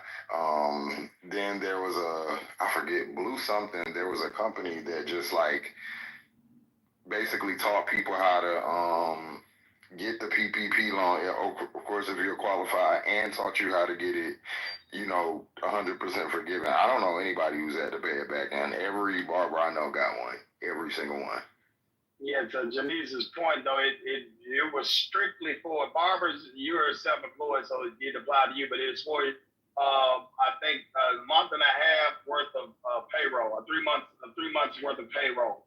It was strictly related to payroll because it was for your employees to keep them employed, so that what Janice just laid out wasn't as, the saturation wasn't as pronounced as she just laid out. But what happened was, I guess, hey, man, I ain't judging nobody, but I know I didn't get my second round of PPP, and I know I needed it for my team for whatever it's worth, and a lot of people take advantage of the system. So the saturation, as well as companies, companies are going to make sure they maximizing their profits. They're going to do things to cut hours or limit the expenses of overhead, and it all kind of created this storm to where you had to put out this huge stimulus package to kind of stabilize things, which Biden got, persecuted for, because coming out of it, we dealing with inflation and all the realities of trying to stabilize the market. And yeah, man, it's macroeconomics especially in this day and age, requires way more nuance, and you got to be very specific. And I'm not offering it now, but yeah, everything everyone is saying is like all part of that enchilada. The gig economy is, at least in part, like attack on labor rights. There is kind of no way to evade that discussion. Right? America, again, and this is back to the previous part of the conversation, right? Since the 70s, there is the decline in unionization, union busting, all of this type of policies, attacks on labor rights. This can be seen as just part of that history, right? For people who the one before gig economy that was attack on labor rights, was the franchise business model. Franchise as a business model that is very popular in the United States is the previous iteration of attack on labor rights, right? And it's just tech, right? It's shiny, it is convenient, everybody uses it, but it is functionally works as a way to squeeze workers out of their rights, out of their share in the economy, right? And again, to the previous part of the conversation, if you do that on a macro level to quite a large swath of worker population, that's why in the charts you see 50% or bottom 40% workers, their wages not catching up with the growth of the economy and remaining stagnant since, 70s. So is it a matter of it just like with tech and with these industries that are advancing, they're introducing a level of efficiency that I guess via productivity, it can't be justified based on output. It would only be able to be justified based on some moral standing or some regulatory standing in order to create a balance that we obviously see. And the machine is doing better outputs than the actual human. So you have to kind of artificially kind of create the scenario to balance things out. Is that what it is, or is it just? It's all of it combined in one. That's what he's saying. He's saying like, look, they're fucking up the unions. You're not going to be able to collectively bargain. They're going to make a fuck ton of money on it, right? The profits are going to be through the roof. The equity in their company is going to go through the roof, and you're not going to get any piece of that, right? So, in order to kind of roll that shit back, you're going to have to find a way to get that money back, to get that gap back. You're going to say, look, man, I'm a part of this organization. I'm a part of your labor structure. I need a piece of ownership in this shit. So are you talking to the shareholders at this point? Are you talking to the board? Because it seems like you got to talk to the shareholders, which very well could be those same employees, because 401ks, depending upon how the portfolio is structured, you very well might be talking to yourself. Yeah. Republicans. So how do we, It's called ESG. It's called ESG, and it's called stakeholder capitalism. Republicans outlawed that. So you can't do that. It's not just a 401k, Daniel. That's the thing. There's a return. Yeah, just one example. I'm just saying one example. I'm just giving it. Yeah, I agree. Right. There's a 401a. There's a 403b. But my point is that the ability for people to choose other right? Versus going a traditional 9 to 5 versus having a traditional family with a man, a wife, and 2.5 kids and a dog, I think is a privilege. But there would be some that would have you go back to that model to where, yes, a corporation can make all of the decisions. Because as we said earlier, this is a free market economy. And I happen to think that it benefits individuals when they have a choice. Now, some people are going to poo-poo their choices all the day long, which is why most Americans really don't give a shit about other people's opinions, right? That's why we have social media, for people to vent about things all the day long. And yes, some people profit from it, but, you know, shout out to American government. Well, I have an idea, and it's been, I get cussed that often when I speak, my mind, but it's fine. Here's what I suggest, and I think there's an economist in the room. This is what I've come to. No. This is the conclusion I've drawn. Just calm down. Make the rich richer, and let's just redefine how I guess poverty would look. So poverty is the vacation twice a year.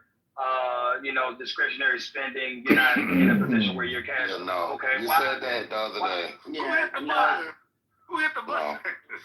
Okay, why is you heard what we gonna make the rich richer? What kind of shit? Follow me. No, see, I knew it was gonna be a no before you started, my nigga. Hell no, bro. We've been listening to economists. MJ done gave graphs. Nikki done laid it out. Janice done laid it out. Ain't no goddamn obvious answer to this shit. So fuck what you talking about. It ain't. Let's make the rich eat. Like, here's an idea. Hold on. It's another side to that. And instead, because there's another side to income inequality, y'all, and it's fucked up. And make poverty prettier, boy. Hey, no. Let's take the term and redefine it completely. Like I said, here's what poverty would look like.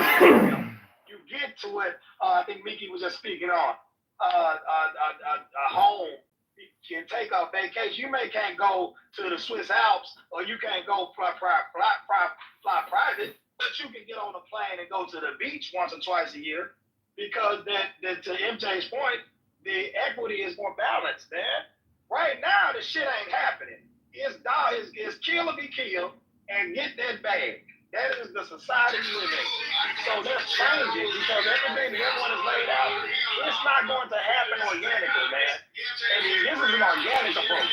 So go ahead and blame these rich people, and rich people quit looking at people that have less than you as if they're the problem. And let's just go ahead and run it up for everybody. No. That's not being okay. Fuck it. Oh. Because that just does not make the wrong. See, no, Daniel, no. Everybody talking shit, but I want to. It's not me talking shit. That just doesn't make sense. Let him respond. Elon Musk is a trillion, or about to be a trillionaire. For one, it's almost impossible to make that motherfucker richer. And secondly, they don't need any help. They're getting rich enough. What do you mean? And then, I don't really care about nobody getting more money, but to then to say, let's make poverty look different. No, nigga, no. Let's make it not.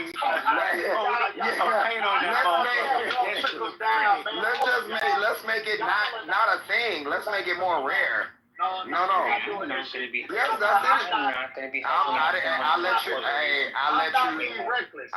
you. I'm not. But that's what you said. That's what you said. Right, and that doesn't make. And I'm telling you, that don't make sense. How am I holding on and I was talking? You gotta add clam chowder to the menu.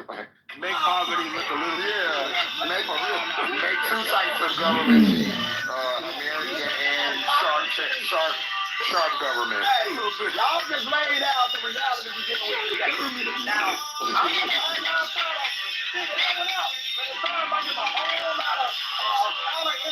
Bro, your idea is the idea. Your idea is the idea that the right wing. Bro, your idea is already being implemented. That's what I'm saying. Yes, it is. Yes, it is. We're literally calm down. What you just said is already happening. The rich getting richer, and we paint and make poverty look pretty. That's literally what's going on now. I'm not trying. I said redefine it, brother. With actual lifestyle changes that require money. Listen, redefining. You can't just paint a vacation. You sound so out of touch. It's not about a vacation, bro. It's not about a vacation. You think and that's the problem. Oh man, hold on, Mickey. Did you just lay out $2 a house? That some people looking at that as being. But a vacation is not necessarily included in that. I mean, damn, that's just one example. You know what I'm saying? Damn, calm down, brother. Calm down. Let's have a civilized conversation. I leave that for Clubhouse to do with the judging and shit. I don't do that. I just lay out the framework. I just don't. Daniel, what you're saying. I don't talk about nobody's goddamn lifestyle. I leave that for the Clubhouse. You gave it. What Daniel is saying is already being implemented. The current way that we do politics, that we do the economy, is already like that. The rich get richer, and the poor try to redefine it. That's literally. Hold on, nigga, down. Let him finish. The right, like at this moment, in any major city, you can go and view this. You can go and see how the rich are getting richer, and it's called gentrification, which is going on in every city. And you see poor people trying to survive, living above their means, living in apartments and houses that they cannot afford, but they have to because they have to have a place to live. So what I'm saying is, the reason why what you're saying is ridiculous is because it's already going on right now, and it's not helping. And the rich are just getting richer. That's why we have all the issues that we did. So basically, you just reimagined. You didn't even reimagine it. You just said what's currently going on and said, how about in front of it? I don't know. Jeff, you saying I can't have my government Montego cheese? Y'all are joking and shit, and I'm being sincere. No. I'm not joking. I was hoping you were joking. Nah, cause y'all come on, y'all are looking at it. Come on, man. Well, I wanted to put this source in the chat really quick, because it kind of outlined the policies that Trump put in 2017 and how it really did, how it would benefit more people who are in the 1%. You can even go to the first paragraph if you need to. This guy knows sometimes we need paragraph by paragraph in these conversations. It says households with incomes normally from the top 1% will receive an average tax cut of $60,000 in 2025 compared to the average tax cut of less than $500 for a normal household within the bottom of the frame. So these tax cuts itself, how does that benefit people who are already... Yeah, tax cuts fucked the little guy. I'll admit that. Okay. So make the rich richer. No, here's what I'm saying. Y'all gotta act like I'm not trying to say some crazy shit. Literally give me a little bit of chance to prove my point. Number one, I know right now the rich are getting richer. That's obvious. But beyond that, if you just say, okay, if we were to actually implement this, what would this mean? Okay, I am on the other end of the equation, all right? So now, if I know that, to Justice's point, you're in a position where cost of living is too high, now I can go back to MJ's point and I can go in and practice collectivism for the purposes of taking advantage of investment opportunities or other wealth building strategies that benefit from a collective front. Okay? But because I am actively engaging with making the rich richer, I would hope that now the ecosystem is so enriched. Plus, the only other tool to offset that is a collective front. Now we go at it instead of being not knowing my neighbor, not being looking at creating some co-op within my living quarters or my living environment to where I can split expenses, or I can say, hey y'all, let's do like they did for GameStop. Basically, let's go in and let's create an investment club and let's practice. That's not a good idea. But I'm not going to be one of those people that if certain people made money, then I'm going to poo-poo the entire thing. I just speak to the people that it may impact and not beneficially, just like with the Trump meme coin. Meme coins are icky, but some people benefited from it. I don't want to go into my old age just criticizing everyone and everything. That's kind of... Nah, it's cool. I'm cool with that because I'm cool with, like, this is an idea. Fuck it. Don't work, but I'm just saying, no, but I'm saying if I get a group of, if I take a group of people whose behavior, now let's be real about all the economies that exist in America. You have an investor class, you have a worker class, you have a hustler class, you have an illegal class. All of that shit plays into this entire economy known as America, okay? So now we try to peel away from the areas that don't necessarily benefit you from dealing with the living reality that you laid out, Just. Let's be in touch right now, okay? So the only thing that I can do is take a page out of MJ's book, collectively. What is a hustler class? Literally, I can go to the barber shop and buy a motherfucking 4 or 5 TV. years. I Go have get some never heard Louis someone Vuitton say, from "What the is a gas hustler station." Hear both of you, but I have a question. That's a necessity. But that's a class that's being created out of necessity, and what you're describing, bro, is true. It was described in 1981 by a man named Ronald Reagan. It is called trickle down economics. That's what it's called, bro. So coming with the flat screen at the barber shop is trickle down economics. Do y'all think? Yeah, absolutely. That's a great example of it. Well, MJ, fuck collectivism, man, because they gonna do some shit that's gonna disrupt all that shit. Because how the fuck can you really have a succinct plan if you playing by the rules when you go to work? You taking your ass to that job and they getting that out your ass, but when it comes down to your own individual experience and you buying stolen shit. You buying the dope. You buying the shit. Oh my God. You getting the hookup. Oh, now you mad at the people that buy. Daniel, I want prosciutto flavored spam. You know what I'm saying? You would have been a great overseer. No, I'm keeping it real. You sound like now you're lecturing us about buying stolen shit. You know about the hustler class more than anybody. Yeah, and I don't have a problem with it. But when we have an economic conversation, that hurts the whole point of this conversation. How the fuck the hustler class is really the rich people? They just got you thinking that the people that sell TVs at the barbershop, those people are making ends meet. Please stop, Daniel. When that company reports shrinkage and it hurts the investor who's invested in that company because now they're stopping being able to get the return. But we're talking about economics, bro. Your feelings are out of it. This ain't a feeling conversation. This is a numbers argument. So yes, there's shrinkage. It is a feelings conversation. There is shrinkage within the company. Now, I am not able to profit off of the goods that I purchased because when the company. I don't care. But we're talking about a way to try to deal with what we do care. This is not gonna help. None of this is helping poor people. None of this is helping poor people. Hey man, I think it will. Fuck it. I'll put more meat on. Well, you don't have any proof to it.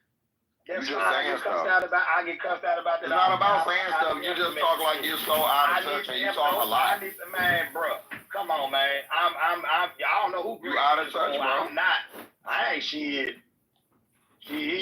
So I'm a land, and I'm gonna get some data that can be supported by fact. There's no data that will support that. We're telling you that it's already been tried for the last 50 years. Daniel, how did we get to TVs in the barbershop from gig workers? I don't understand. No, I'm talking because there are multiple economies. There's a gig economy. There's a hustler economy. There are folks out here that gonna do shit. Economy. Jesus Christ. Can you? Was it in the 70s? That was the last time we had a hustler. So I guess all these legal marijuana facilities are losing out to the private. All these legal marijuana facilities losing out to the street dealers. That ain't real. Okay. What? Hold on. Let's move You are hold on. Am I wrong? Am I wrong? Yes, you're wrong as fuck. You sound stupid. First, be quiet. Let's about every inch of this motherfucker. I'm gonna put you down so I can say, or you want to be quiet. All right. You just said, what about the legal marijuana dealers, i.e., the government, losing out to the street niggas, i.e. the people that have been selling weed to the people who smoke weed for the last however long weed has been sold.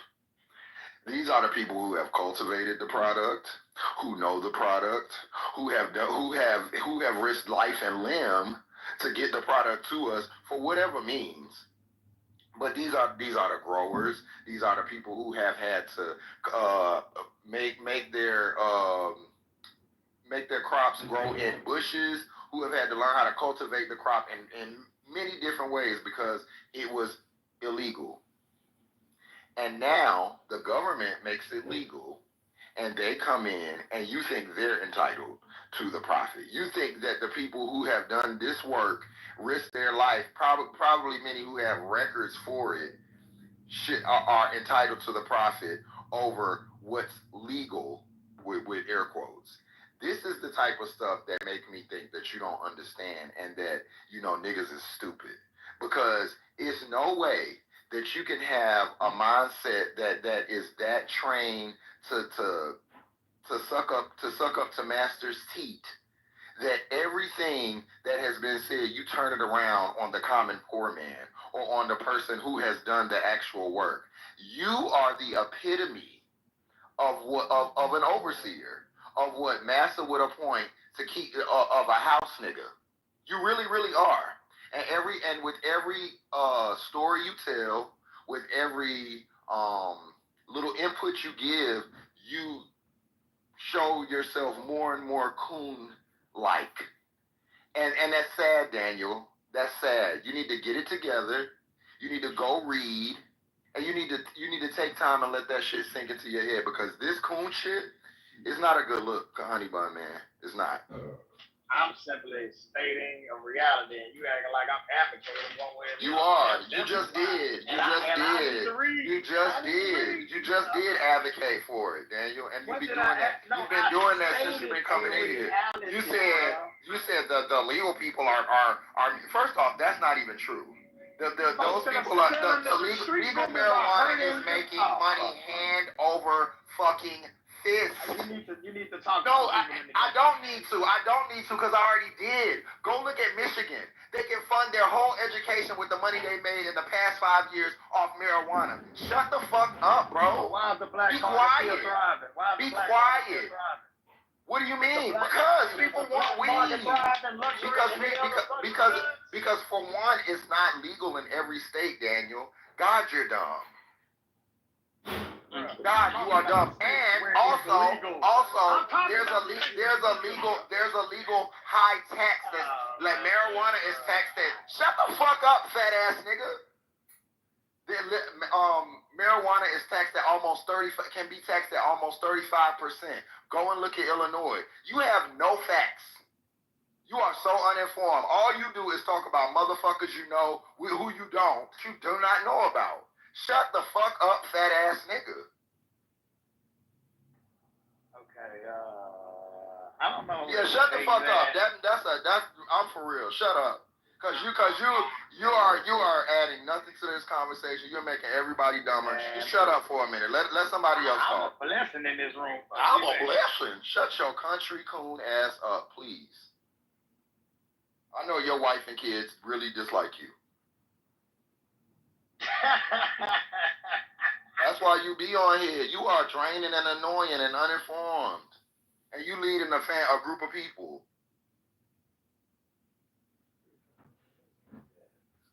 They taking money. Why is the street market still thriving? Are you stupid? Do you understand business?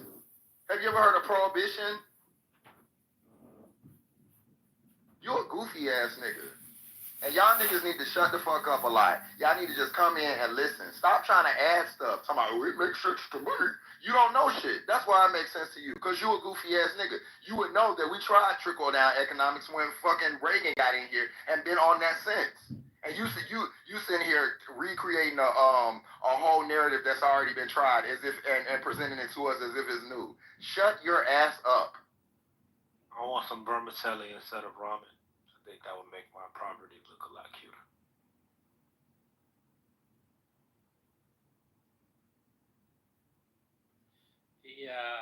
The comparative videos of actual Nazis saluting is coming in, and some of y'all. You saw the one that was posted earlier, right? Articulate. You saw the one with where he was like the same timing and all that. You saw that one, right? Yeah, that's from one of my favorite Nazi movies, American History X, I think. No. There was like protesters outside. They were dressed in. It was crazy. Oh Somebody yeah, I saw that posted one too. The ones that with the neon flag. I was watching a documentary from I don't know if you guys like Louis Theroux. He's my favorite documentarian, because all he does is find people that are abhorrent and try to spend as much personal time with them until they're so annoyed that they crash out. and he did one about Nazis, and they all did the same salute. They touched their heart. They touch the heart, and then they do a straight shot. You know. And it's funny because Aquarius pointed it out in the chat, and people on like social media were trying to be like, "Oh my gosh, you guys, no, it wasn't a Nazi salute. It was a Roman salute. He was just simply doing a Roman salute. He wasn't doing that." Bitch, what the fuck? Why are we? Even if we are doing that salute, why the fuck are we wanting to do a Roman salute? We don't even like the Romans. Well, there was a whole battle. Their whole country, their whole government was destroyed. The hyper-normalization strategy really works. If you just crowd the market space with enough things that are terrible, most people are too stupid to know they're terrible anymore. Most people build their moral compass around what they see versus what they don't see. And if they see something they don't see, they're more likely to scrutinize. But if they see it a lot, they tell themselves that it's perfectly fine. I don't know if it's a defense mechanism or not, but black people shouldn't be doing that. It'll get you self-genocided. If you're a marginalized population, you can't be basing your normative claims around like how many white people think they're acceptable. And that's one of those things that, goes back to telling people you can't be Black American and compare your experience to that of German Jews. That didn't come from black people. I'll go back on mute. And we gotta stop like doing this like rich white people dance, like, cause it's never gonna benefit us. They're never gonna pick you, bro. Like, I don't understand the logic behind that. I thought like that as a black, young black boy, that's like the first thing at least my friend, like, don't be tap dancing. They not finna pick you, G. You don't gotta do that. You know what I'm saying? Find your group and do that. But like dancing for white folks or reinforcing they shit is never been a good look. It just is not. It's such a horrible look. I really want us to just not do that. Like, you don't even have to can we not do that as black people just for the next 4 years? Please, that shit is exhausting. The hyper normalization is a good point, and I don't know if anybody has read Peter Thiel on occasion of Trump election wrote something in Financial Times. It's like a creed or manifesto. It's very weird read, but he kind of gave the game away, and they're doing what Russia was doing, and the strategy is called hyper normalization. It's basically flooding the zone with everything, like the Nazi salute, like I don't know how many executive orders, so that people waste their time talking about everything and nothing, and while they do whatever they want to do, right? Like, this is what Russia has been, like, they probably pioneered that strategy with Vladislav Sokov. I think even the name hyper-normalization is credited to him. I may be wrong on that, but maybe I'm misremembering. But Vladislav Sokov was like a theater director, and he invested in all political parties in Russia, pro-government, anti-government, gave them media platforms so that they would debate, they would talk, flood the zone both with like actions, flash mobs. It was a time when people were doing flash mobs. Everybody was doing everything, and like there was no meaning basically. The sense-making capacity of people was like basically disabled by that, and people tuned out those moments because it was like a distributed denial attack on understanding what is even going on. I hate that I'm right about this, but I will. Within the year, 2 years, after you'll hear MAGA voters saying, what's wrong with a Führer? I get that Führer was bad, but maybe there could be a good Führer. We're going to Führer back. It'll be that type of argument. Not all despots are bad. Some despots have good ideas. And then suddenly, it'll just be super normal to talk about good things every day where you messed up. We're there. Obvious, like, of course we are, but you'll see it on, like, it'll be more mainstream than you want to. We're here. The times look like what they are. It is going to be ugly for people that are desperate to fit in, because you're going to have to debase yourself to do so. Yeah,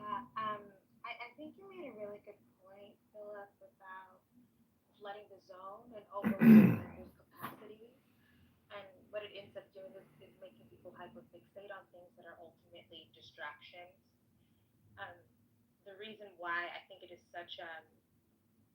so ridiculous to spend this much time on Musk and the gesture is because there's not going to be a definitive, like, we're not all going to come to a definitive understanding. Y'all are going to be fighting back and forth about what it was or wasn't, even though I do believe that Elon Musk is a Nazi.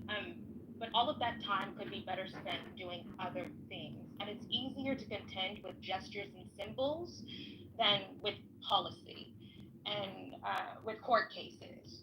And those are the things that are really impacting people's lives in the near term, in the immediate term. And I just think it's unfortunate that I think we're going to go down this path of reacting, having our dopamine receptors fried by all of these little stupid things for the next 4 years.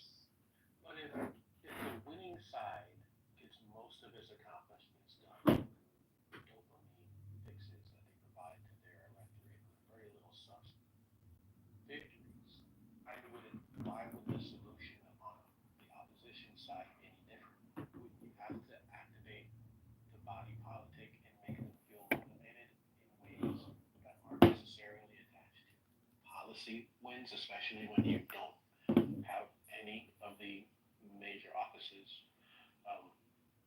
in government and under your control. Like, isn't there going to have to be, whether it's tiresome, fruitless, or material, you do need that. You do need people doing that. And I just feel like sometimes people who may be in better positions, maybe they're in a direct power of influence, maybe they move in the right circles, it's easy for them to be like, well, let's not miss the forest for the trees, y'all.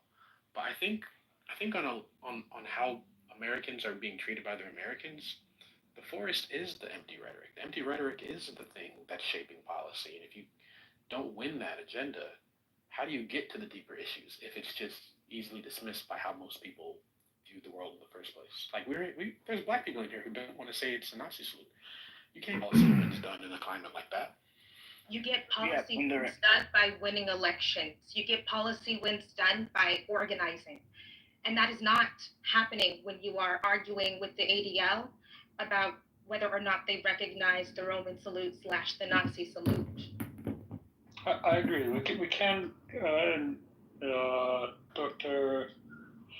Articulate, I partially agree with what you were saying too, right? But I think we can compare, right? Trump passed the Muslim ban right now, and this is his second election. The response to his first election was quite forceful, right? There were marches when he did the Muslim ban, also almost immediately, if my memory serves well, right? There was lawyers were organizing, they were at the airport, there were women marches, there was mobilization, and it seemed this time around the response is on the level of, as Kimberly said, on the level of symbolic more than it is on the level of organization, lawyers, like direct action, like community organizing, all of those things, right? And yes, to the chat, those things can be true at once, but it seems that American politics is in a place of kind of a defeat, right? Like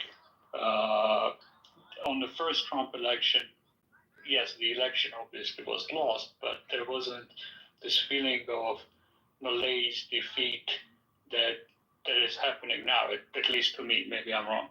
Maybe all of those things is slowly going to start happening again, right? I hope, at least. Yeah, and I think that, with regard to CJ's thing about you can do two at once, it appears that you can't, though. I think that what we're dealing with the electorate is people are tired, right? But they're tired because they're stressed out all the time. Your dopamine is depleted, right? And like if you are wasting your dopamine on arguing about the Nazi salute, you don't have anything left to do real stuff. I don't know about that. So you're an average I worked. American. Oh, go ahead. No, I'm sorry, ZJ. You beat me to it. Well, I was gonna say it's just because I think that my sentiment of two things can be true at once. I think it's just relevant in these conversations because you would have to remember that Elon is pushing for far right regime who are pretty much on the Nazi scale as a party in other countries as well. And Germany is one of the main people who they're trying to overcome these kind of things. So it is something we have to address because the normalization or not speaking about it causes that normalization for people. That was one thing we saw from Germany. It was clear as day. They didn't want any type of normalization of that thing ever. And so they made sure to address those things and address it if it ever comes up again. And I think if we don't address these things, especially bigoted, racist people, I think we cause a sense of normality, especially in our country, which we already had those kind of things already be normalized, I should say. However, we have openly normalized it now, and now we're having ICE come collect people. Now it's not just going to stop at just, oh, ICE may just have to do an appointment and go through this form of process. There's people now hiding in police vehicles. There's ICE members who are just having regular everyday vehicles going around collecting people. That is not the way we do things. And I think us not addressing those issues is what is going to cause this in the future. Yeah, so I think that pushing back against the ICE doing the raids, things that are actually harming people, like pushing back against people's material conditions deteriorating and threats to people's body, right? Like violence, that is a different thing from going back and forth on platforms owned by billionaires. Like those are different things and the outcomes are different. I just think that we have to recognize that time and energy, attention are finite. These are not endless resources. And I think that progressives over the last decade have done a horrible job of managing our very finite, precious resources. I think this argument is true in a society that is better educated and more interested in material gain. But I think if you look at the American population, it turns out they're really disinterested in the details of policy and more are motivated by just wanting to be a part of a team based on how that team markets itself. And whether or not that's superficial or shallow or effective on a policy level, I believe it's effective on a political level. And I think far too many Democrats, especially our most knowledgeable ones, dismiss the importance of marketing your content in a way that's consumable for the average American who is not in any way reading policy agendas. They're not. They really aren't. I am actually not talking about reading policy agendas. I'm talking about doing things that people can feel. So no, people are not interested in the ins and outs of policy, but they are interested in whether or not their governments and public policy makes their lives better. And what I just got done reading a bunch of political science research, and what it shows is that people's trust in institutions, people's trust in their lawmakers is commensurate with whether or not they feel like their lawmakers are effective. And if we are not being effective in changing people's lives, improving their lives, then people are going to be disinterested and only care about the symbols and the signs and the marketing. Oh, so you're talking to like actual elected officials and how they should behave, not American citizens and how they should feel about the culture in which they are living. Because I agree that if you are a duly elected official, it is lazy and cheap for you to spend most of your media time talking about the hand gesture. Acknowledge it. It was obviously a Nazi gesture and get back to what you're doing as an elected official. But in terms of like, I don't know how many people in this room are elected officials. I think she's saying stop focusing on the petty stuff and do the real stuff. We are not elected officials, but we are among. I don't think Kimberly's ever speaking for Concrete. So Concrete, I don't think Kimberly ever needs your help in talking about anything. We are not elected officials, but we are among the rare part of the American electorate who do spend a good deal of time dealing with policy questions and reading the news. I think that it is the responsibility of the most educated part of the electorate not to waste their time on dumb shit, especially if it's not going to lead to positive public policy outcomes or political outcomes. And by politics is not just electoral politics, there's also more local, hyper-local organizing and power building. I think it's a both and. I don't offer my position as contention with yours. I just don't know why. I don't think there's a lack of bandwidth to do both things. I really don't, especially in on the on a on the level of just being. I really don't. I think Democrats consistently miss an opportunity to package themselves in a way that's consumable, and I think we have to continue to talk about that, or they're going to keep losing. Keep talking instead of keep doing. We can do both things. It's not petty. It's not stupid. We can do both things, call it out, and focus our energy on the policy with this. You guys keep saying that, but there is no evidence that we can do both things. Oh, we can't just stay silent if it happens, because it's going to happen in another way towards another people. Are we supposed to shut up about that? So when he does it and you call it out and he says, well, that's not what I was doing, bro. And you said, well, yes, you were. Yes, you were. We know you were. Okay, how long are you going to take on that protest? How long are you going to protest that he was doing it? Okay, I am not aligned with that person. I am absolutely not.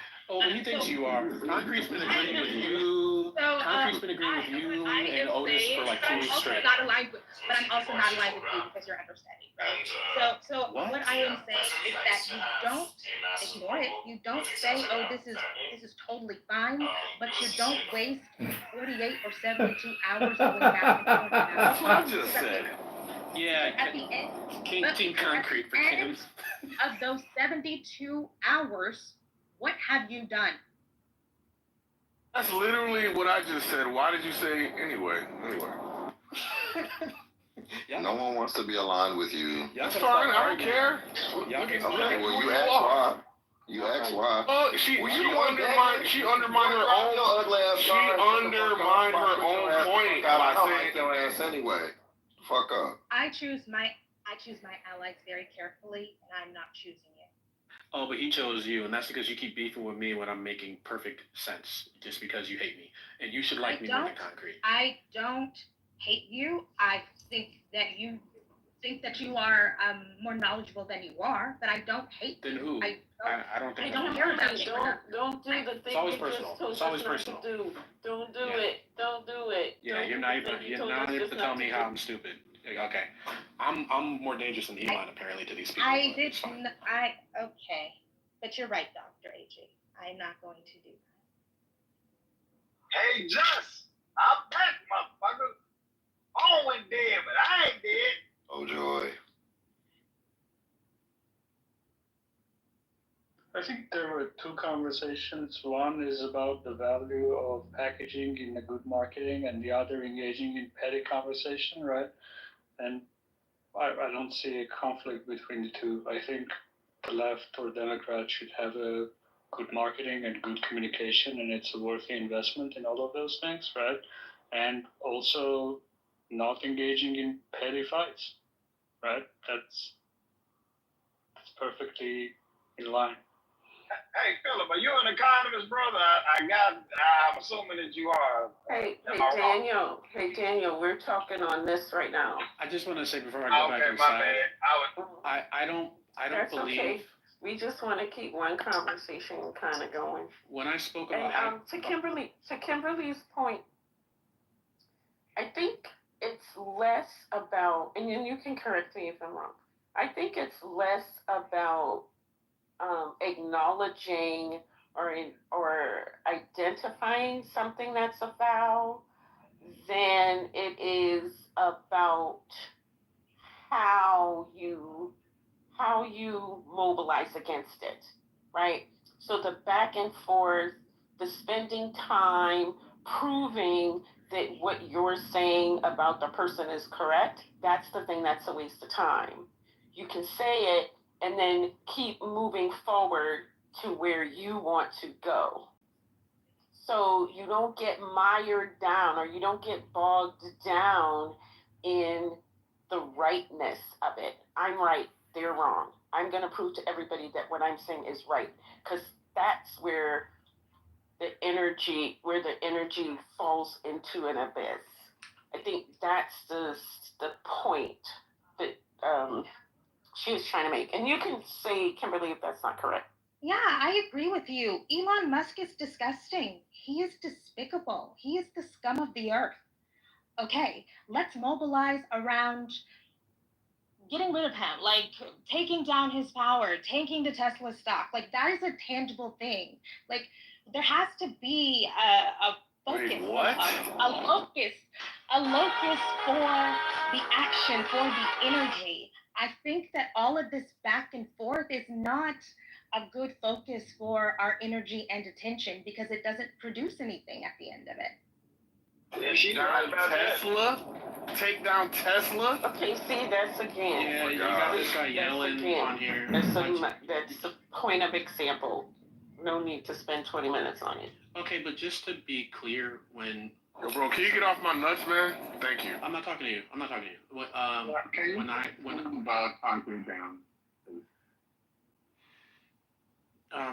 When I was talking about hypernormalization as well as the other fella, I think it was Philip, one of the reasons it's so effective is because it instills this type of defense mechanism that I'm thinking is being offered on the stage, which is it creates the belief that you won't have time to address everything and therefore must pick and choose, which is what allows the offending group to feed more toxic elements into the zeitgeist. And so if you view someone offering a Sieg Heil during a presidential inauguration as too petty to be worth your time, you are in fact giving the response that the people who are entering Sieg Heil into the zeitgeist, what they would prefer. And I do think some of us, if we are rooted in, because from what Philip offered, it's the exact opposite. They are fire hosing because they want you to be distracted by those. I don't believe hypernormalization is actually to just distract. I think it is to appeal to the majority group and create an atmosphere in which they have a bunch of undefended positions that they can sit on and continue to espouse the rhetoric. And you need more people putting up the fight. You don't need more people picking and choosing what they should be offended on based on your larger strategy. If that's your individual approach, it probably is the correct one for you. But I don't think people on the resistance side should be telling everybody on the resistance side what they should care most about. Because I really do think that it creates kind of a weak position. But that's me. I don't know. I mean, I have to agree with that point. But that's not even what she said. Yeah, I'm with him. Hold on. Speaking. One second. Hold on. CJ was speaking. I started speaking before CJ, so please. CJ is like 12. Listen. You guys need to stop this story. Did you say he's 12? Yes, compared to... Why are y'all doing that? Yes, because he... But you're 112. That's not fair. Exactly. Compared to me, CJ is 12. Okay? CJ, my nigga. You don't, yeah. Bunch of That's old folks. fine, but I'm going to talk because I'm going to be clear. Unlike CJ, who's about it. You need to stop distorting what Kimberly is saying. Kimberly has never said that people should not care about what Elon Musk is doing. She never said that people should never discuss for even a nanosecond what Elon Musk is. What she said is that people should not waste their time engaging in superficial conversations about it, because when they do that, they are allowing the incidents to distract them from the more important project of getting shit done that's going to actually make a difference. It's really that simple. You insist on strawmanning her point because you have a point that you are committed to making for I don't know what. You think that getting on here and being pro-black, quote unquote, means you're doing something for black people? It isn't. She's talking about focusing on shit that's going to make a difference, because ultimately, when people feel dispossessed, they look for a scapegoat. It's very clear to people who have followed the results of the election that the conservative right was the successful party in scapegoating certain people. We should no longer fall for that. That is what Kimberly is saying. And you guys who claim to be politically astute don't see it. You don't see it, and neither does CJ, which is why CJ is giving us a hacking phrase. Those two things can be true at the same time. What the fuck does that even mean for a conversation? It means nothing. It does means something, because at least you can be able to acknowledge that, again, Kimberly was right in the conversation. It's kind of going back to your point, saying that, of course, you address whatever it is, but it's not the sole thing you talk about. You don't talk about it for days. You don't talk about it for months. You talk about it. You make policy, but you make plans of actions to actually It was yesterday. address issues. So, where the fuck did it start getting to the point where we start throwing shade at one another? Respectfully. These niggas do that shit every day because they just want to be the leaders even though they aren't. It's just a talking app. I'm not trying to dismiss anybody. I didn't say Kimberly was wrong at the whole. I didn't say Kimberly is wrong that we need to focus on material policies, that we need to focus on actual substantive issues, that we need to focus on like how people are protected in their community. I just felt that she offered that in dismissal of people being rightfully enraged at a Sieg Heil that happened at the inauguration yesterday from the world's richest man who has the ears of the president who is enacting policy. And I think pretending that people are mad about that out of some petty, or in the words of Dr. A.G., focus on the minutia of things, I think that's just honestly a lot of the professional class who may be working too many hours a week. Y'all don't have time to be upset on social media. So don't. I wouldn't be discouraging people. I wouldn't be discouraging people from that. I wouldn't discourage people. Don't address me. Go to work. Wait, can I also just add one thing, please? Just one thing, super quick. I'll be brief. And the point of the MAGA people who come in here, this is to your point, Kimberly, which I agree with you, by the way. So the point of the MAGA people that come in here, their whole point is to keep that conversation going. So we don't talk about the policy, we don't talk about the other things. So yes, we should be addressing it, calling it out, all that stuff. It's fucking terrible. And we have to keep our eye on the ball as well. But the MAGA people come in here and purposely keep throwing this in, or people like CEO defending it, and then we get caught in the argument back and forth. We know what it was, we saw it, it's disgusting, we have to call it out, and we have to keep it moving. Right. I am not saying don't be outraged. I'm outraged about many things, innumerable things. It is about the interminable, perpetual performance of the outrage. And people mistake the performance of the outrage, particularly on these social media platforms, for getting shit done. And you say that we can do multiple things at once. You literally cannot. As I mentioned, all of these resources, time is our most precious resource. The thing that you cannot get back, it's limited. It is limited. So you have to choose. You are making choices about where you spend your time every single day. Everybody does it. In fact, the professional class people, the people who are most well off, they have more time to play with. They have more opportunities to waste their time on bullshit. People in the trenches don't. Kimberly, you got my vote. You got my vote, girl. If you run for office, Kimberly's so upset that Concrete and Daniel are giving her vote. Maybe you should just take it to the lab, Kimberly. You're not getting support from anybody you want to be around. Let's be honest. So we're gonna Kimberly. Hold on, Kimberly. Hold on. I'm sorry. I almost did it again, Dr. A.G. Exactly. So we're gonna just move along, because the personal attacks and the personal side eyes, we can do without them if they're not productive, and that one wasn't. So let's move along. More practically, in a few days or whenever, right? They have, and again, if you read that Peter Thiel's FT article, he's laying it out, right? Trump is going to start slowly declassifying like this assassination and documents that government has, like on this assassination attempt, that assassination, right? Different conspiracy theories to flood the zone. This is going to become conversation after conversation, right? Fuel for conspiracy theories. And yeah, prioritization is hard, especially in organizing. And where do you invest your time is a hard question to ask. And given that there is an administration that's is set on doing this stuff, both through this declassification, through their media appearances, and through their legislative actions, right? As they did today with the executive orders, it's going to be a hard thing to navigate.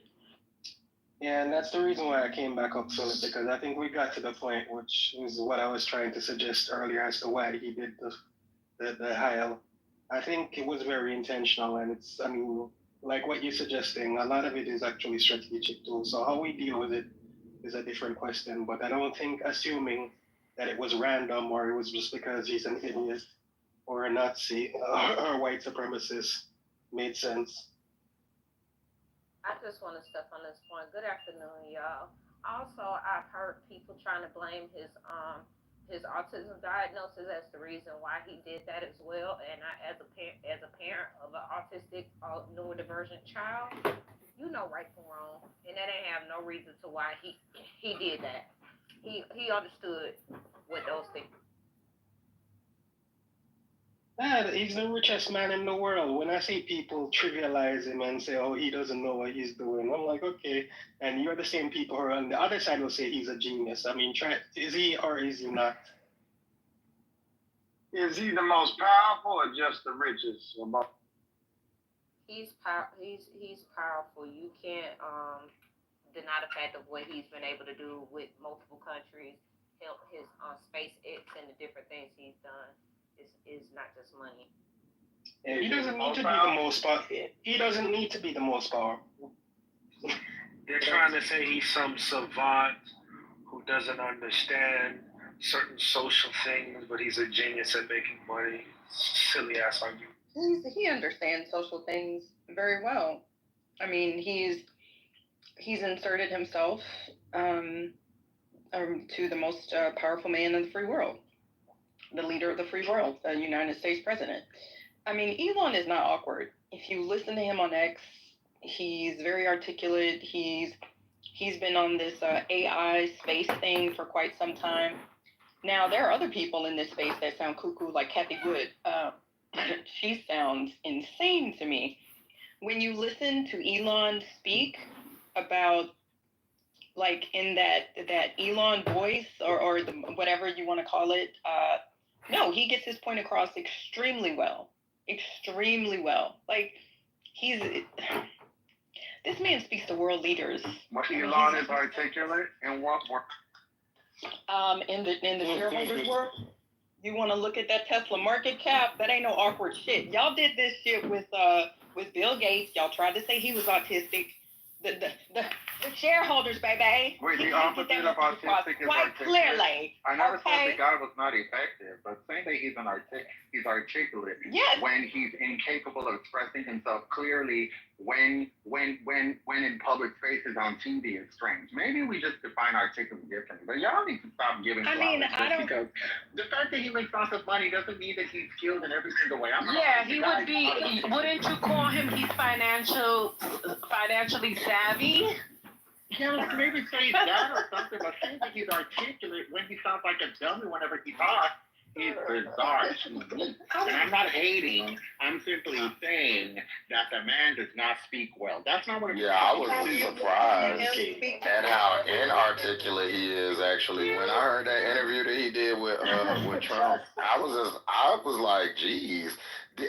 He comes off as dumb to me, and I know y'all say he did all this stuff or whatever, but to me, I was just surprised at how stupid he sounded and how like he couldn't even like formulate like a full. Yo, it's snowing. Hold the fuck up. It's snowing in Atlanta. Yeah, talking to Trump, that sounds. Oh my God. Goddamn, it's snowing. Goddamn, all flat shoes off by the goddamn Mexico shot of goddamn shot. What the fuck? No, please don't. Like, Mickey, I am not saying that Elon is a dummy, okay? I'm not saying that. I'm simply saying he's not an articulate speaker. That's not one of his strong suits. The man might be brilliant, but when it comes to opening his mouth and conveying ideas in a persuasive, clear way, he can't do that. He's not good at it. I mean, when I let's not give him all the flowers in the world. I'm not talking about that. I'm talking about when Elon is speaking to his specific skill set. That's what I'm saying. When he's in that element, he communicates his stances very well. Like before he turned crackhead, I was a huge fan of Elon just because he was very futuristic. He just seemed a little bit more open to exploration.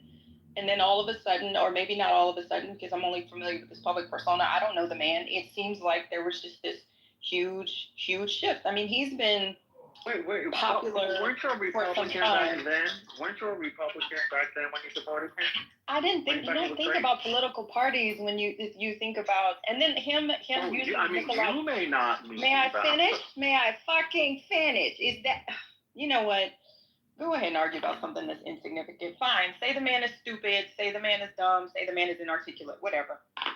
He's next to Trump right now. But I say, Mickey, I would say this. A lot of people, excuse me, a lot of people were fascinated with Elon Musk, and a lot of people respected his business savvy. No matter how many things have come out now, we can just talk about of what it was. We understand that a lot of people loved Donald Trump at one point because they seen him with a golden fucking toilet, and he had all these places and buildings and golf courses and things with his name on it until the actual man started to show himself.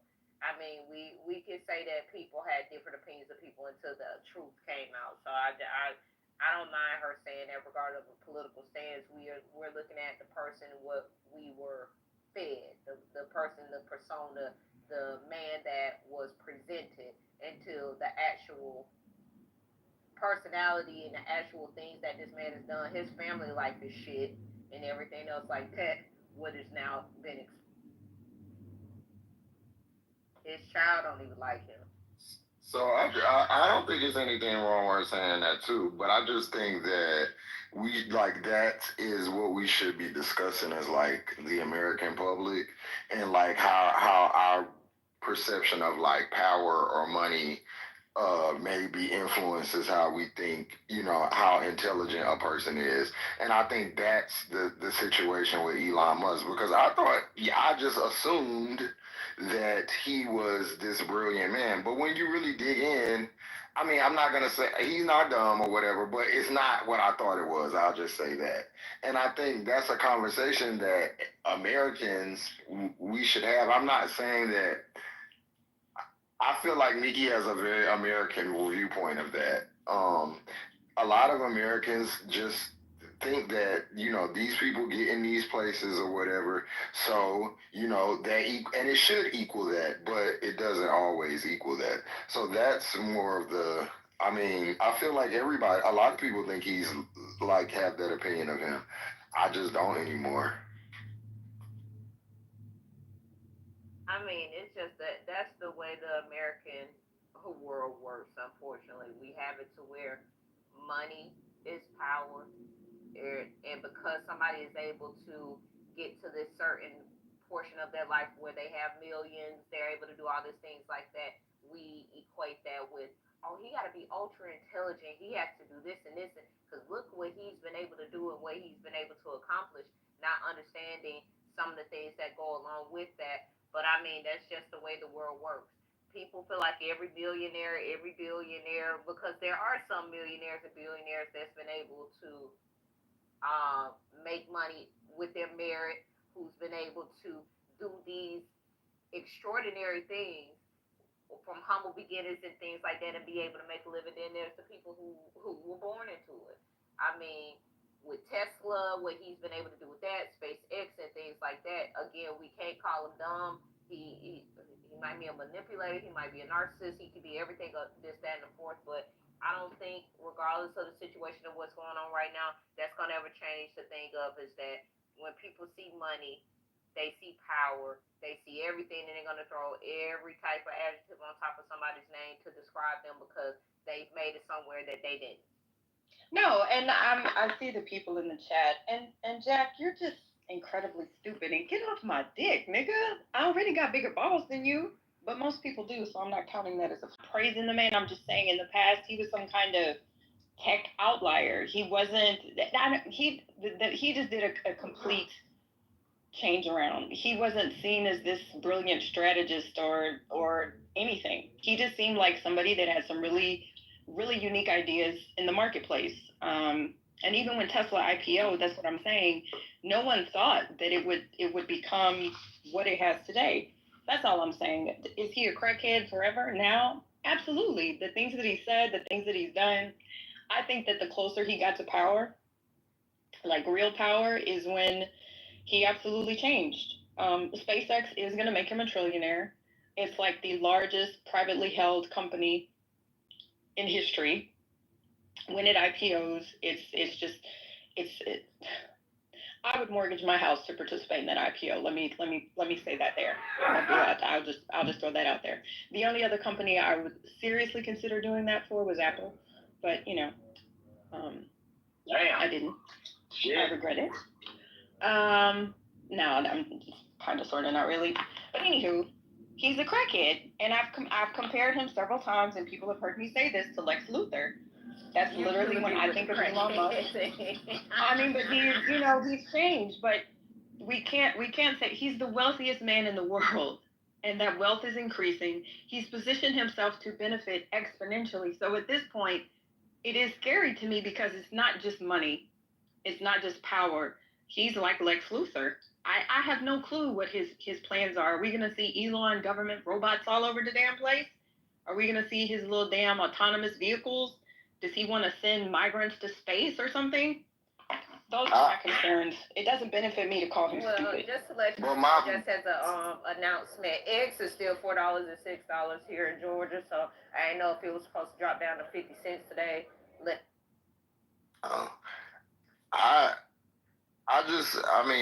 I see what you're saying. I just think that it's important. I think we're at a critical time that, even with him, with Donald Trump, we have these people that are figures that people just assume.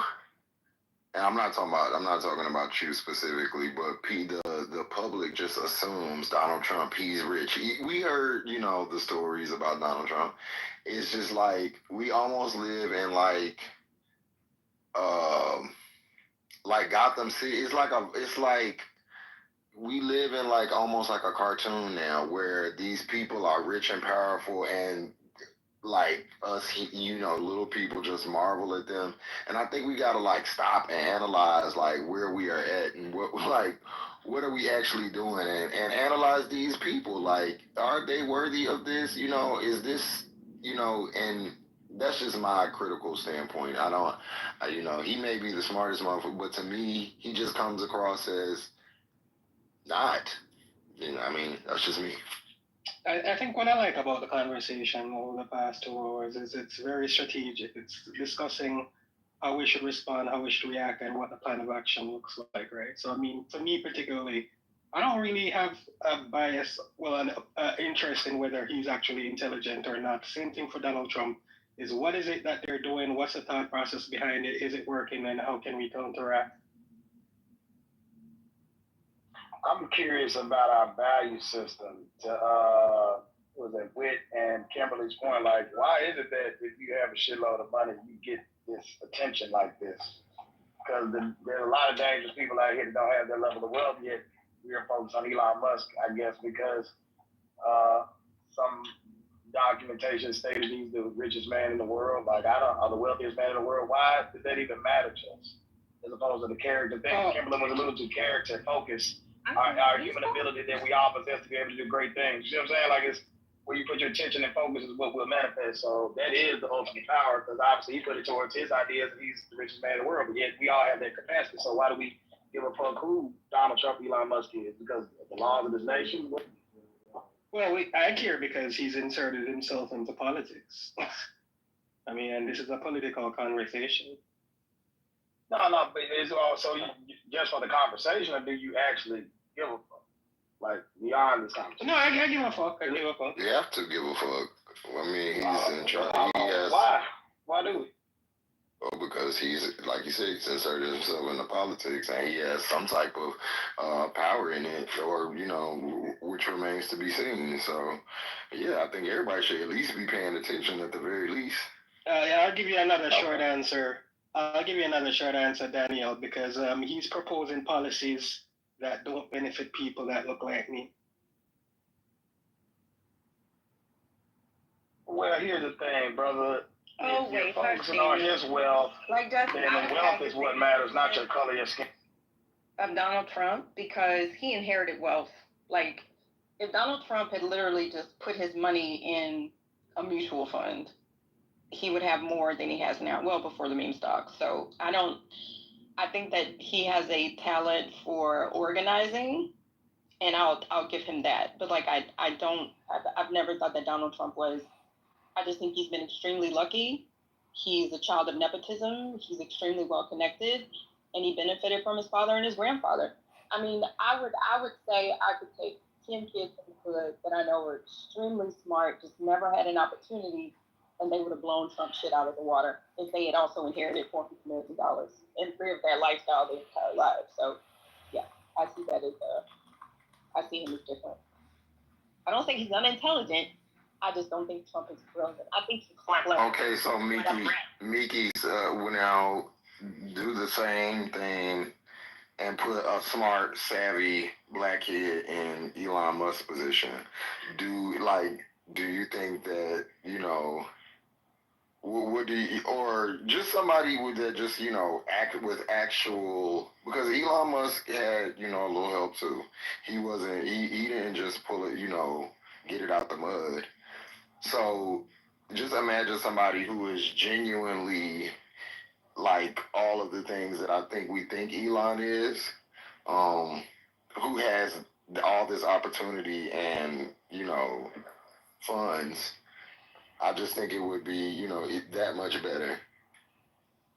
Everybody gets help, bro. Because aren't some of his brothers like neuroscientists or some shit? Like they're a very techie family. So the only, yeah, like his dad is like, they're weird. Whoever said earlier, they're extremely weird. He married his stepdaughter that he married the mom when she was like 3 years old, and now she has kids for him. Like Woody Allen weird shit. But that's them other people. Okay, yeah, they're right. I knew he was rich. I just didn't want to misspeak. That's why I said a little help. Yeah, because I wasn't sure. But yeah, is what I said. It wasn't just I mean, on a diamond mine. Yeah, anybody in the tech space can tell you that because I can't do tech, so I don't speak for tech. That's what I'm saying. There's some education there as well. But you're right. If you put any very smart kid who had either one of those circumstances, that's what I'm saying. That absolutely they would have benefited from it. Jack in the comments, what's up your ass? What you want to talk about? You want to come up here? Ma'am or sir? Who is this Jack person, bro? Jack got y'all in a chokehold. What the fuck going on? I don't know. He keeps saying we don't care. We don't care. Like, so come tell us what you want to talk about. Player. Jack. Oh man, on that chat banging gonna get you somewhere you don't want to be. Right? How's it gonna get on Elon anyway? Because Lord Jesus, just. My phone went dead, you know what I'm saying? Y'all had to pivot, you feel me? So it's all. Oh God, yo, do we get the prosciutto flavored spam? No. And I think that's the problem. Anybody. I get motherfucker. And I think, Daniel, I think that's the problem. Anybody with money, our people are idolizing and putting them on a high pedestal no matter what fuck shit they do. As long as they have money, it's like, oh my God, I don't care if he's white. I don't care if he's going to take our rights away. He has money. He made it. I'll end. Yeah, and I never gave a fuck about that. Money is cute, like it, but that just doesn't, like, if I'm analyzing your intelligence or if I think you're smart or whatever, what you got in your bank account is not going to come into play. And that's just, to me, when I hear Elon, I know you can't, when I heard Elon Musk really speak, he was trying to explain how they beat up that person, I guess, in New York. I was like, this bitch can't even talk. So, like, I don't know. He seems dumb. And then when you follow the line, like, none of the stuff that he has did he actually create. He, bought it. Now, he may be savvy, clever, those type of things. I just think when we start throwing genius and all of that shit around, that is, like, a little extra to me. Because he ain't really, like... Who do you think is a genius? What was that man that was in what was that man that was in the wheelchair? Stephen Hawking. Yeah, him. He's a genius. I'm impressed by that type. Like, what's my man name? The black man who always be talking about space. Neil deGrasse Tyson. A genius. That Elon Musk. Just stop. Which, by the way, is half Puerto Rican. I just wanted to add that. Yeah, Neil from the Bronx. Yeah. Oh yeah, you know, I was about to add the Bronx part in there. What about Terrence Howard? We produced a lot of them. See, and see shit like that. You know why I said that, bro. Come on now. And if you said that because of the things that he's been saying, which that makes me think, no shade, that you are even less intelligent than I thought you were. No, because Neil deGrasse Tyson got in his shit. That's why I said Neil deGrasse Tyson got in his shit. Don't do me. Don't do me though. Sidelines. Let me put you on mute. Stop with the sidelines. You know, calibrate your humor.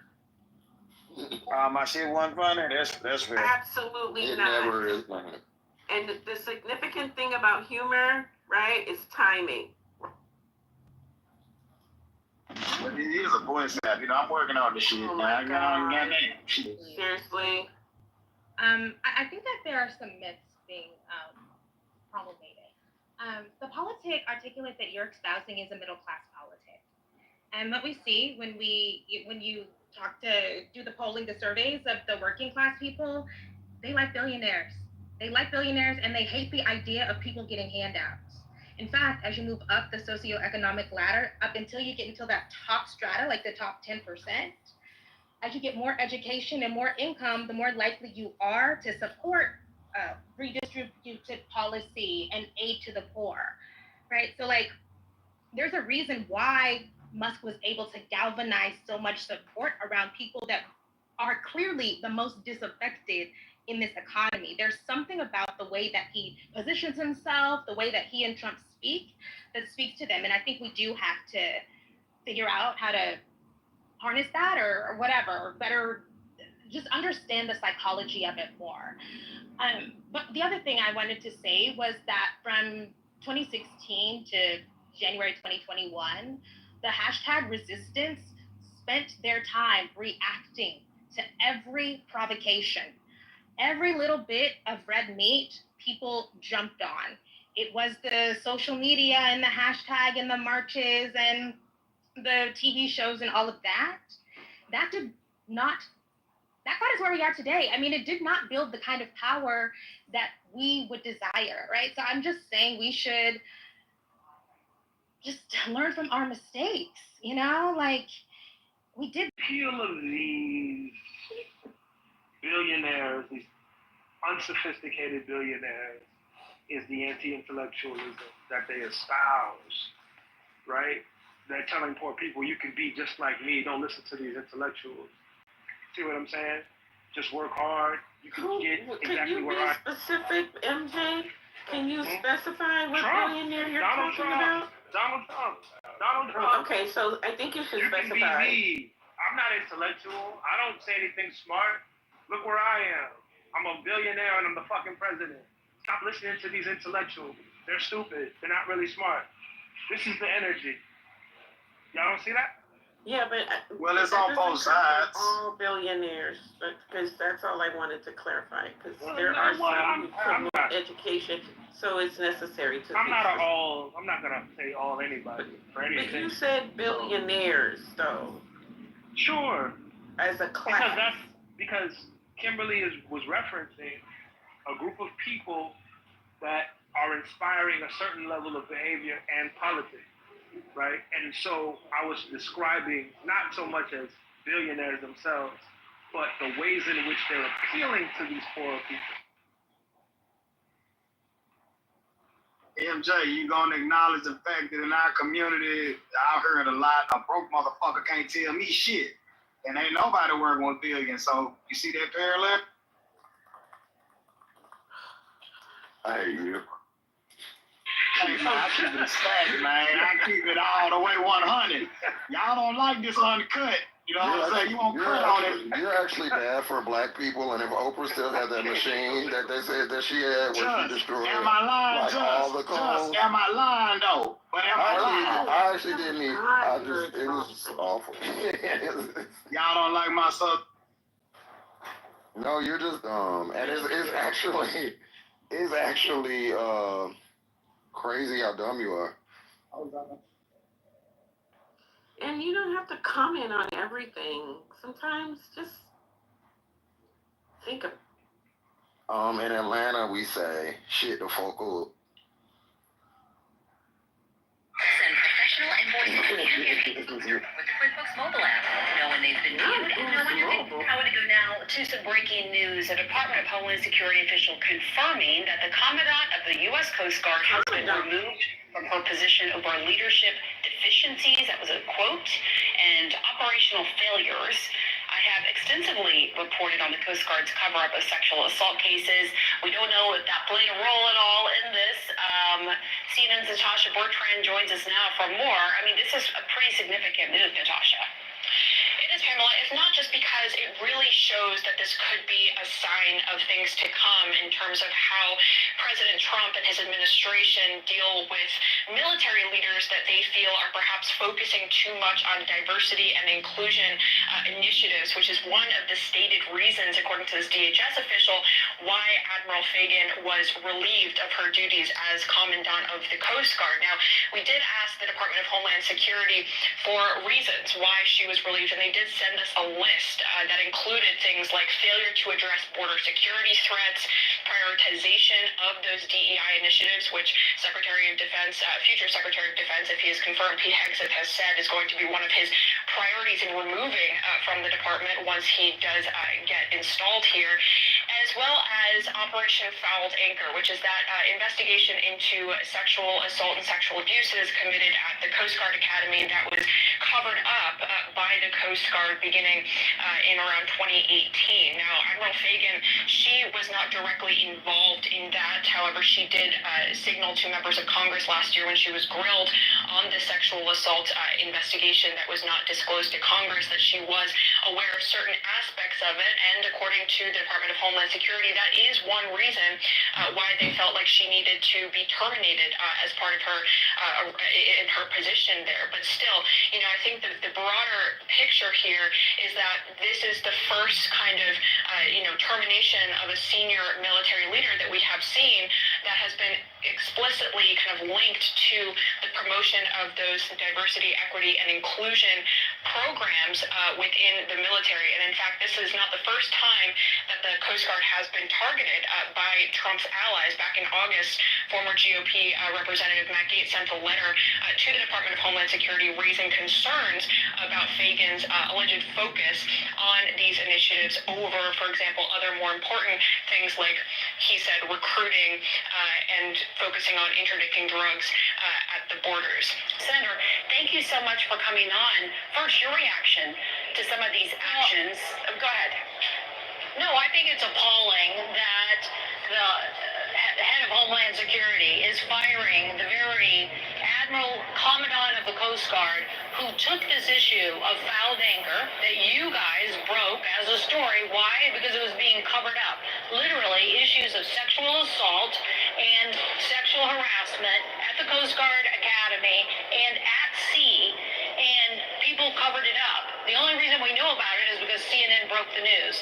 Now, we get a new commandant, the first woman commandant in the history of an armed forces of our nation to serve.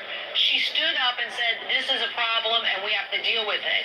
And so literally tried to move forward with the right kind of response in the Coast Guard to this issue of sexual harassment and sexual assault. And today she's being fired for, instead of covering it up, deciding that this needed to be exposed and the Coast Guard needed to deal with this issue. So I think it's the wrong decision. It's the wrong decision by Homeland Security. She did a good job. In fact, the last Commandant was the one who did cover it up. I think he admitted to you that he covered it up. So what are we doing here today? Firing somebody who was on the job, helping a Coast Guard that has to have a a basic diverse workforce. And one of the things they need in a diverse workforce is to protect those interests of women. And as you know, after the reporting and after there were congressional hearings, she had vowed to do a review, and there was a report that came out saying that it would do a better job at the handling of sexual assault cases and so forth, and really enact systemic change. Are you concerned with her firing that the vow in that report won't actually be followed through with? What kind of message are we sending? The previous commandant admitted to you that they had covered it up. I think he even said something like, I would do it again. And now we had a new commandant, a woman who said, no, we're going to take this serious, and we're going to clean up the academy, and we're going to clean up these actions, because we have almost, I don't know what the number is, a very high number, 30% plus of a Coast Guard workforce that are women, and we want to continue to attract women in the Coast Guard, and so you're going to fire her over the fact that she wanted to clean up a mess created on a previous watch? It's the wrong decision. And to be clear, she did testify to your committee that, you know, she only learned the, quote, totality of the Feldinger probe when we inquired about it, but she clearly was aware of parts of it before, because she also fired a commanding officer caught up in the investigation. I also should note, just for our viewers, you know, the reasons cited aren't just this, right? There are other reasons, according to a DHS official, saying it was because of her, quote, failure to address border security threats, and, quote, excessive focus on diversity, equity, and inclusion policies. What is your reaction to that? Well, I don't know what that latter part means, but if you mean she paid too much attention to cleaning up the mess in the Coast Guard of sexual assault and sexual harassment, there's no amount of time she shouldn't have spent on that. There's no amount of time she should have done that job and cleaned up the Coast Guard's act on that. But our Coast Guard, very big mission, 5 different major responsibilities, and interdiction of drugs, particularly fentanyl and things of that nature, protecting, you know, illegal fishing, very big issue in the Pacific Northwest, making sure that they participate in the delivery of our coast. So I do not want to see a commandant serving, you know, every new administration coming in and firing a commandant. You need a continuity of service in the Coast Guard that is really important. And I'm not saying you can't fire somebody. I'm simply saying what is the reason here that this is being done. And I would say people didn't like the fact that she was cleaning up the Coast Guard on this issue of sexual assault and sexual harassment. You think that's the reason? I don't know why else you make that decision today. I can cite lots of things that the Coast Guard has been very helpful on very big issues. Look, I hope this administration will get serious about what the Russians are doing impacting our fisheries in the Pacific Northwest. And they are having a devastating blow on this industry, and illegal fishing and illegal movement of these fish with the help of China is a very big issue. So I'd rather have a Coast Guard commandant right now who could help us with that, instead of waiting now how long for us to get a new commandant. All right, Senator Cantwell, thank you for your time. Ladies.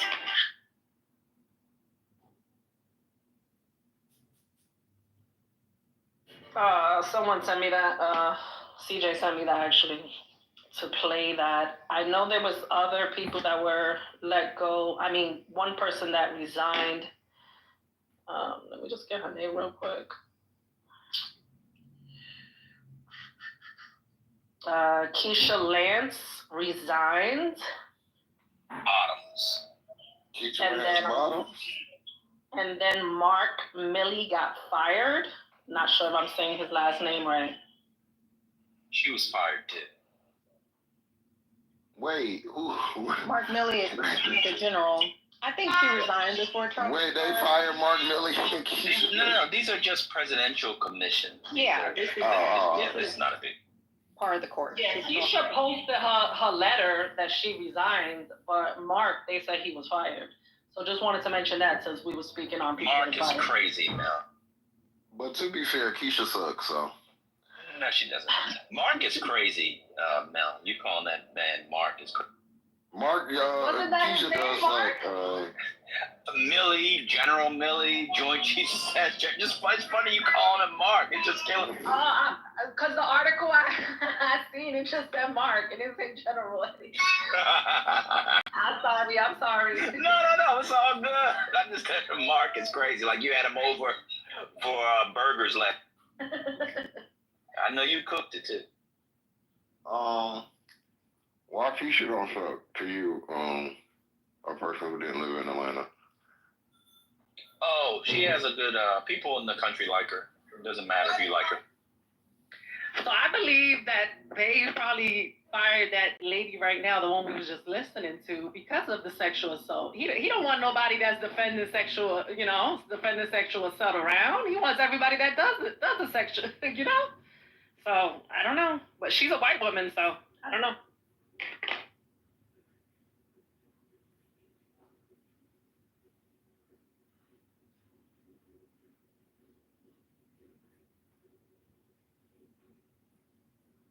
All this goes to show how petty little man is.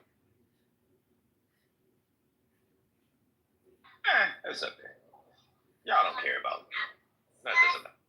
I'm like, regardless of, why would you take that man picture down, like, in the Pentagon? Like, that's childish as shit. No matter if you don't like him or not, or what he said against you, he's still a part of history. It's all right, Whit. You come from strong people. He'll be okay. He's rich. Oh, of course he's rich, but I mean, it is what it is.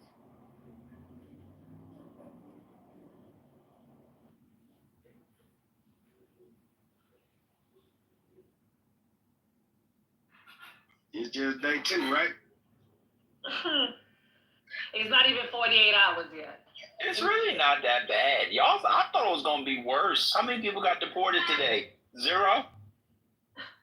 So what do y'all think about Jewish businesses being considered now part of the minority class for the purpose of government contracting? TC will be so disappointed. Man. Dang, was that an executive order? Yes, it was. It's about. What does it say? A news channel did something on it. Let me pull it up. See, let me go back on mute. On the top, I'm gonna put the link of a list of everything he signed off on yesterday, if you guys want to check it out. See, Kimberly, now everything you're stating is even more important because you got to circle the wagons in this environment and you can't be dealing with trivial matters. Salute to your mindset, Queen, on some real shit. You know what I'm saying? Thanks, Daniel. I still can't believe the Gulf of America is still something you sign on. What's wrong with that? So irrelevant. It's just irrelevant. Exactly. There are more things you could have picked. But Gulf of America. Well, I like geography, so it is relevant. Why are you changing things? We do that all the time. It's not. Well, it's not the Gulf of America. Your name used to be Umjogo. Now it's Justin. and I'm still mad about that. So it's not the Gulf of America, it's the Gulf of Mexico. Literally. You can't just rename shit like that. You know that. Of course you can. And Trump. Ain't nobody gonna recognize it though. It's Gulf of Mexico. So is this an opportunity? We can sell some maps or some shit. How this gonna work? Like geography books are gonna change? No, geography books won't change. It's just it'll be recognized in the federal government. But as soon as the next president comes in, we'll be back to Gulf of Mexico. Y'all can't take the small stuff. Gulf of Mexico don't matter. The strips suck. That's what matters. The strip from there suck. But what matters is a Gulf is a particular thing. And it is literally not the Gulf of America. It's the Gulf of Mexico. because it's an inlet of a large body of water, and it's the Gulf of Mexico. So when you change, things do matter. I guess people don't. I know people hate geography and don't care about shit like that, but I don't like that. Why are you changing it? That's not how it works. No, he's just changing it for how they'll refer to it in federal documents. We'll still call it the Gulf of Mexico. Oh shit, it's Biden. That's what the fuck it is. Y'all, my bad. Oops. It's what? It was Biden's administration. The Department of Commerce is recognizing Jewish businesses as minorities. So, sorry, Donald Trump. What's the executive order? But wait, where's the executive order on this? I mean, No executive order. I assumed that it was Trump that would do that, not I misread. I followed someone else that said it was Trump, but it's not Trump. That was Biden. Interesting. But was it Biden? Where's his executive? No, it looks like the Chamber of Commerce made a change. Let me the Biden-Harris administration, the Department of Commerce, and the Minority Business Development Agency, which I thought was struck down from just helping minorities, are committed to ensuring Jewish businesses and entrepreneurs have access to the resources and opportunities needed to grow their business. This is an agreement with the Orthodox Jewish community. From tremendous honor to work with leaders like Deputy Secretary Don Graves, My apologies, y'all. Shout out to Biden here.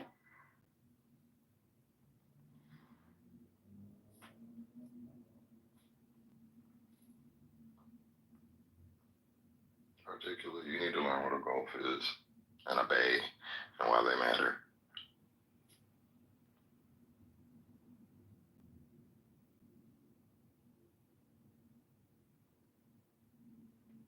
I didn't listen to Lou. I listened to an anti-Semitic black person that does government contracting. But thank you very much. He's a Dojan. I should have known better. Oh, they're going to love this. They are going to love this. Oh, well.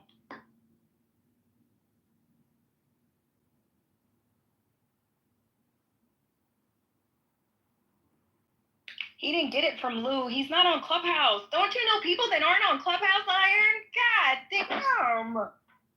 I think they're suggesting you don't know people not on Clubhouse. They're talking about you, Mickey. No, he said he got it from Lou. No.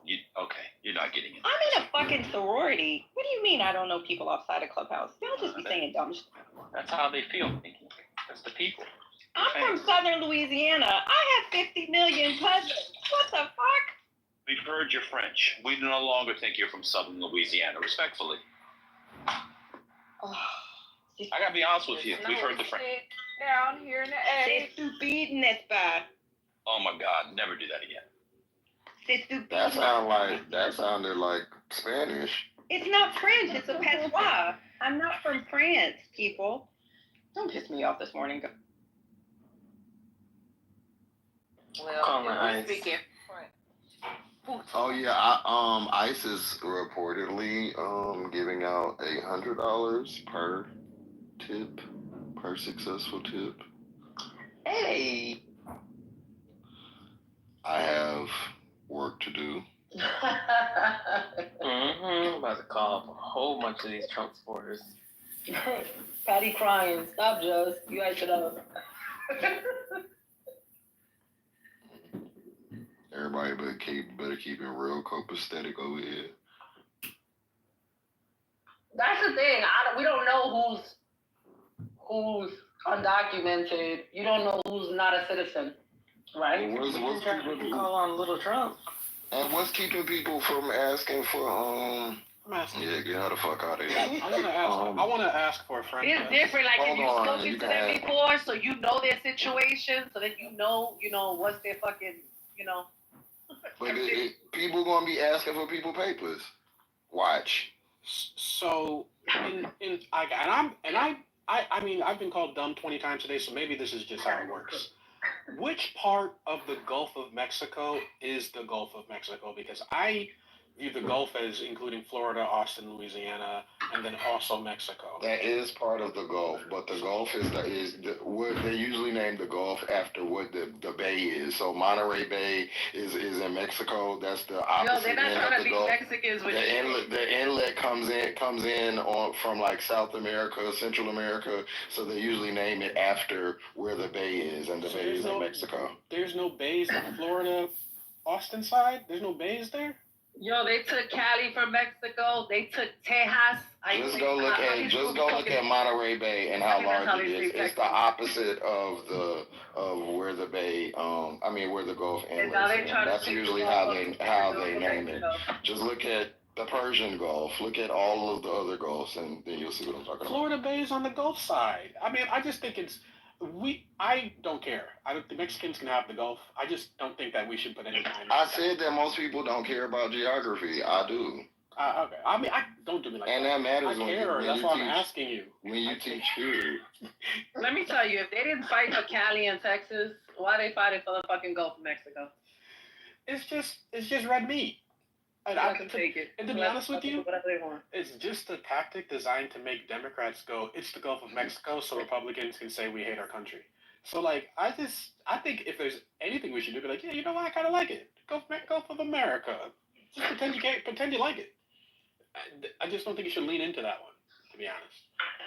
I'm taking the Kimberly position on the Gulf of America on that one. I'm like, that's petty. We don't need to focus on that. I think that's performative.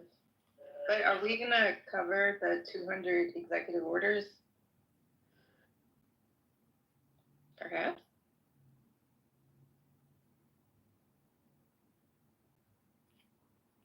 I don't know. I put a list up on top. I don't think the whole 200 are there, but I don't know. Because that's gonna be. Did Lisa ever do that room? Because a lot of that is tied to Project 2025. No, she hasn't.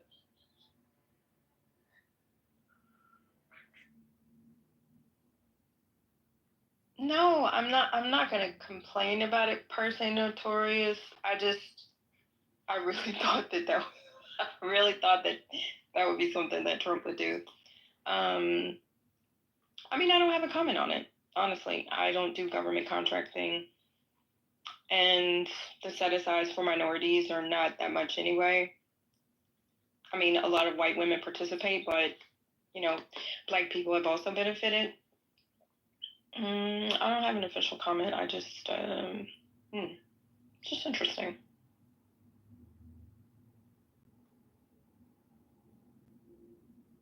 Is there any federal workers that work from home got ready to go back to work?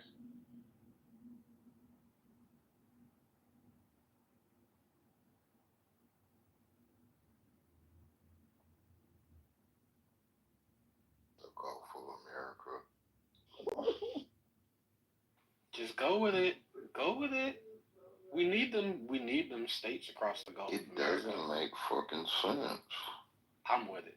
I'm not mad at it. Of all the things Trump has done, that's the one I don't think is that bad, to be honest with you. I'm concerned with the war on the cartels part. That part I'm concerned with. That's why they're gonna beat us up, because we done tried to rename some shit. They don't care about that little piece of water. They really should just call Hurricane Alley, or the Gulf of this is a bad idea to live here. Like, I live here. It's terrible, but whatever.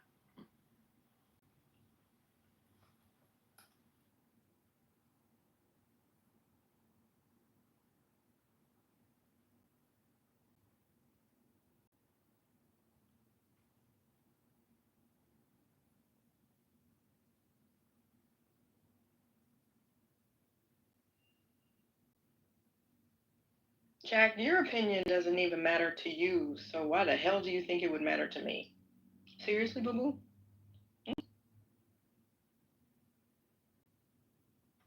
Isn't Jack the white supremacist that said black people aren't victims of racism, they're victims of bad grammar? Or is that a different Jack? Am I thinking of the same guy? Oh, is he white? Ain't Jack the same guy? That's why y'all gotta stay out of the chat. I think that was a different guy. The chat's fun. We all just spend the time in our work days here. The chat sometimes... No, but if you're in the chat, stay in the chat, but don't bring it to the stage. The goo is the room. And I'm not Daniel, a segregationist. I mean, want- Jack, want to integrate I the can system. admit when I'm wrong. I'm not a perfectionist. But just roast him in text. Why can't you meet him? It's like he's with a rocks and hands, and you come with a gun. He's in text. Roast him in text. I agree, because I get on your ass and text. All y'all motherfuckers in the group come for me. I can give it to you verbally or written. Have you? I just had to let a couple of them motherfuckers down there know. You're like the worst. I guarantee you, Daniel. You're not even funny. Like roasting you, Daniel. It's not even like riveting because you're not funny. Like your shit is on here, bro. Daniel, be honest. You use voice. For real, to be funny, roasting, you gotta be low down. Even raised around black people, like it's not even fun. It seems like, Bruh, I'm a you're just so hooper, not man. good at it. Y'all both got I'm the a same hooper. voice. Y'all both got the You same know what I'm voice. saying? Let's stop lying. That's Y'all not both great. sound. But no, to be good at roasting, you gotta kind of slick me low down because you constantly looking at fucked up shit about people. And I'm not a low down person. I'm a lover, not a fighter. Not. You can roast. I roasted Manfinity just on a snippet of an outfit yesterday. Oh, and I Josh, did you still screenshot that have outfit? Yeah, and I was like looking at it when I woke up this Send it morning. to Like I Lisa. have so many jokes on that. So it doesn't. That's not low down. You don't have to be low down. You're just not clever. You're just not. Alright then, so if I fire your ass up, then I bet we'll find out. I would love for you to do that because I've been to your Instagram and I have like a load of jokes. My Instagram, the shit ain't. You know what I'm saying? It's nice and eclectic. You know what I'm talking about? Let me go get my children. Let me go be a responsible parent. I wouldn't read your children. I don't really read children unless you say something, too. Oh no, you come for my kids and the gloves coming off. Fuck all this comedy shit. That I don't care about either. But what I'm saying is you're just not good at it. So just like I've never been a good checker, but I'm more of a funnier person because I will say some shit that will fuck you're not you up. funny. You're not funny. But see, I don't get paid to make people laugh. I get paid to make. I have a question. I have a question. Did Manfinity make it into Capital One Arena? Did he even make it in there? I don't know. Or he was I didn't hear past that outfit. Supporter. I did hear somebody left a prescription of Viagra on the street. I wanted to tell us his bad. Nah, they left so much fucking trash in front of, because people didn't know they couldn't bring bags in. That's how smart they are. They don't go to these events. So it's like, it was hundreds and hundreds of bags just left. Like, one person left their keys in their bag. This girl was trying to contact the person to give it back. I wouldn't have given that shit back. You gotta learn. Leave her keys? Was it no bags? Because I saw the little clear No, bag. anytime you go to an arena or anything else like that, you have to have a clear, small type of bag. No, they had clear bags on the ground too. That's what I'm saying. It has to be a certain size. I wouldn't even suggest bringing that. Just bring your credit cards in your pocket and keep it moving. Because once they look and say, "Oh, I don't know about that size," they'll send you over to the lockers, which have hundreds of people online who also made that mistake of bringing a bag. So it just that or they could be smart and just have their cards on their phone. Yeah. Yeah, I have them for the concerts because I don't even bring a wristlet anymore because sometimes if it's not clear, they won't do it. So I have a little tiny. Hey, where y'all going? Talking about? We done been all over we're talking about the people at the Capital One. We was talking about whether or not Manfinity made it in the Capital One Arena, which I don't think he did. He said he made it in the rotunda. He get the. That's what he said. He said he met somebody. Yep, that's what he said. Lying on the app. He said he met someone at the. Park police officer. I'm pretty sure if he got in that rotunda, he said he met someone at the Latino. That nigga was in the. He wasn't even in the overflow. And he also said he went to the Liberty Bowl. That's what it's called, right? Liberty Bowl. Yeah, he showed us his passes. I thought he said. I about to say, what category did he present in since he went to the Liberty Ball? Was it best face? But there were like hardly any black people. Not with that beard. He cannot do best face with that beard. It was dumb boy realness. It's giving MAGA magnificent. Where did Just go? I was going to tell him to post a photo. They're still dragging that pastor online, and I love it. Now they're showing the people's expressions and all the people that were laughing at him. The one who did the Dado impression. Yeah. He put out a music on, and then But they pulled it off already. Happy about it. He was so happy on TikTok. I said, I hate TikTok. Came back. Oh yeah, I seen him with Apple Rose. I fuck with Julio. He just a little lost with his spirit, trying to find his way since his mentor passed. So yeah, he just trying to find some content out there. Child crashed before his mentor kicked the bucket under that hefty Hispanic woman. Well, he limped his way to some round of success somewhere. Good old Julio. I guess the 911 operator thing wasn't much. He had to go on the bigger, better things, and that's being a grifter for it. Okay.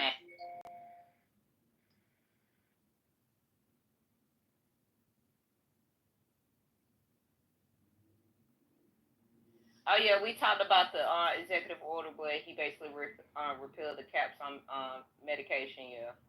And why? Pharmaceutical company. He's trying to get that money on. He's about money. He's about pleasing all these people that was loyal to him. And if he wants a cut of it, just like he now wants a cut of TikTok, even though he's the one who suggested the ban in the first place. That's actually pretty good strategy, though.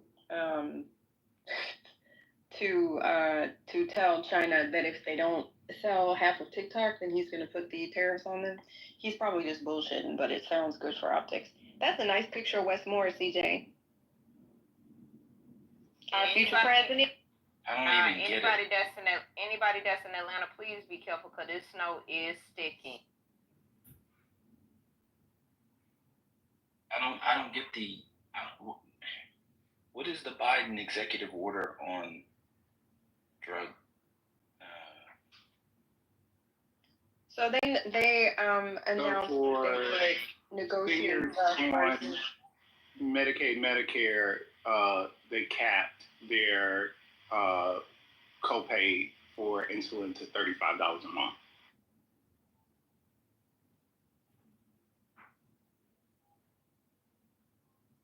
Yeah, but that's the law.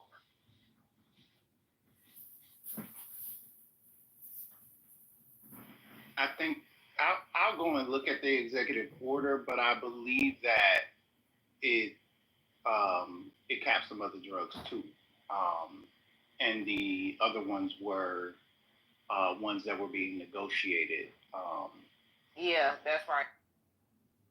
But that hadn't gotten to phase 2.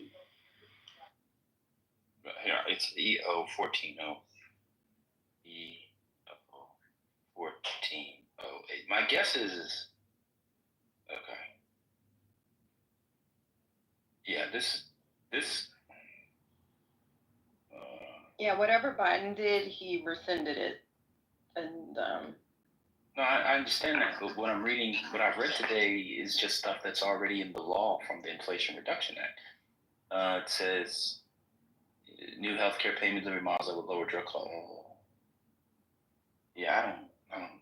Negotiating drug prices, Medicare and Medicaid, that's in the Inflation Reduction Act. Yeah, I don't know. I have to read more into it. It just seems like he just took everything that was done and will pay zero. Starting this January, Medicare beneficiaries with prescription drug coverage will pay $0 for pocket. I don't know. We can look into it.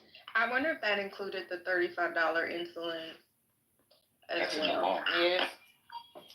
Yes. So can he just executive order remove that?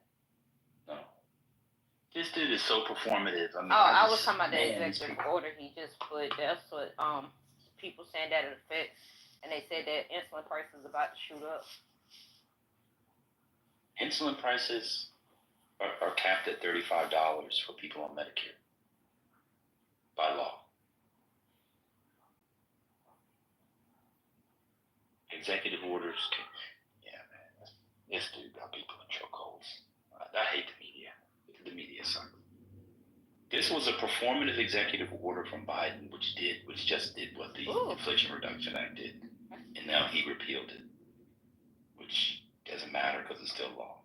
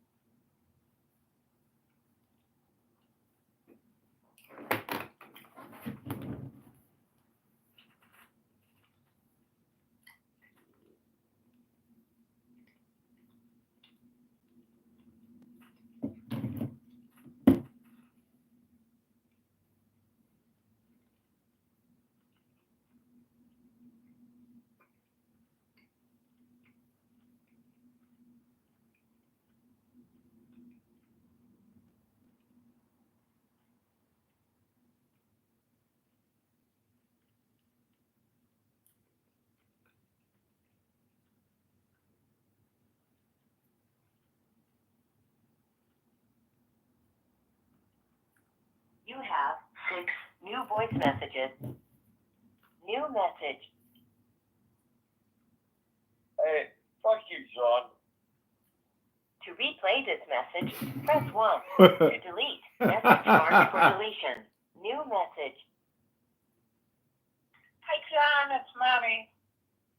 I went to the hardware store today and I asked him about a key fob.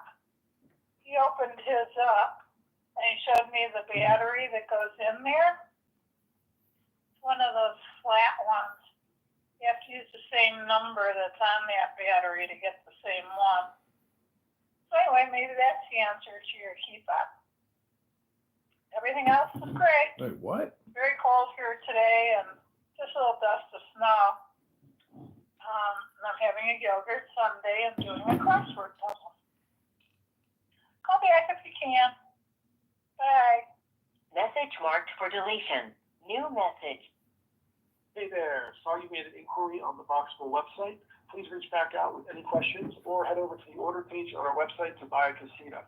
Of course, the mission is to make housing affordable. Lots going on. We have now built over 600 homes, 3 factory buildings, and are upgrading. We welcome you to visit our factory anytime in Las Vegas and check out our social media where we post constant updates. Shoot me a text 702-500-9000. To replay this message marked for deletion. New message. Hey, John, this is Rose from Migos Salt. I'm calling because I'm doing a follow-up in a form. The meeting that I missed, please call me back. Once you heard this, my phone number is 42. Message marked for deletion. New message. Why don't you just run over here and we'll have a smoothie and steel oats together.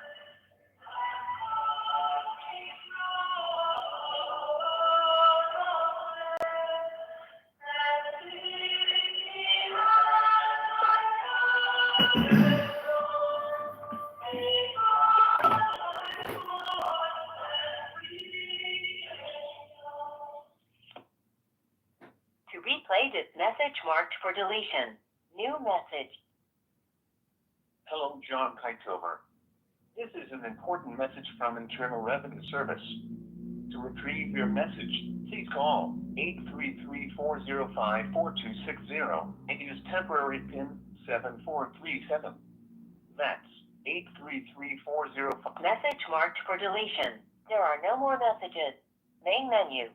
To listen to your messages, press 1. To send a message, press 2. To create a greeting.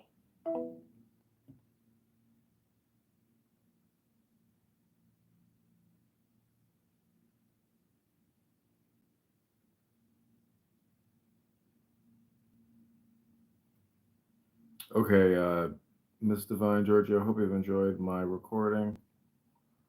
This is AdrianDetman.com. Hope you guys have a great day. Bye.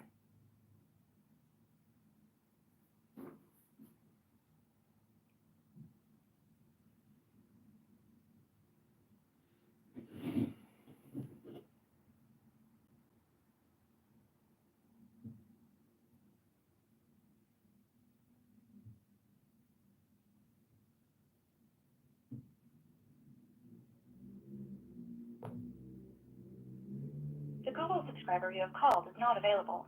Please leave a message after the tone. Yo, what up, Paul? It's John giving you a call back. Bye.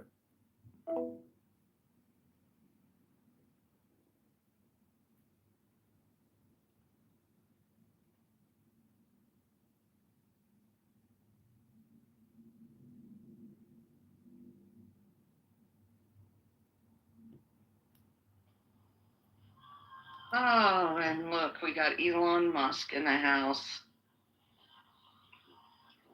No, see, we've had fun in here. We're just laughing at each other and stupid stories of things that other people would laugh at us about. Elon, can you come up? I want you to answer. Were you resetting in the middle of the inauguration? You were doing something weird with your eyes and they were going all over the place. Like you were doing something. Like it was like all of a sudden you had to hit reboot. Could you speak on this? Because I saw that. I was like, oh, Elon, damn it. I tried to invite him up and he left. You were asking too many questions, Sean. I scared him. He probably had to go reboot again.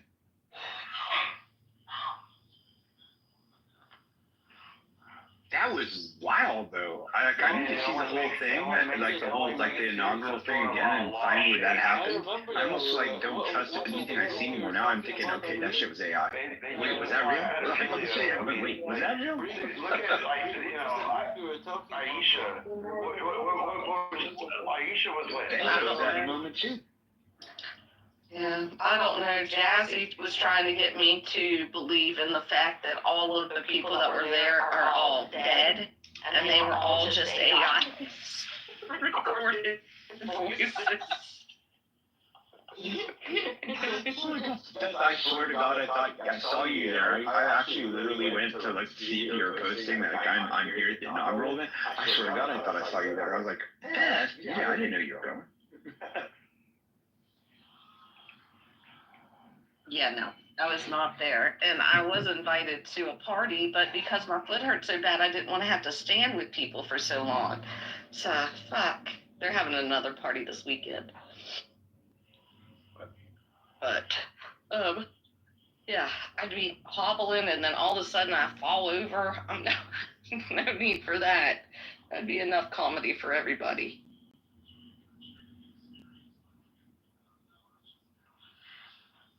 When I was a kid, I was walking home from school one day, and I stepped off this curb, and accidentally stepped on the side of my foot instead of the bottom of my foot, and broke my ankle, fell down on the ground, and I got up, I crossed the street limping, and I'm leaning against this building, and these people behind me walk up, and they're like, oh, looks like you're having a bad day.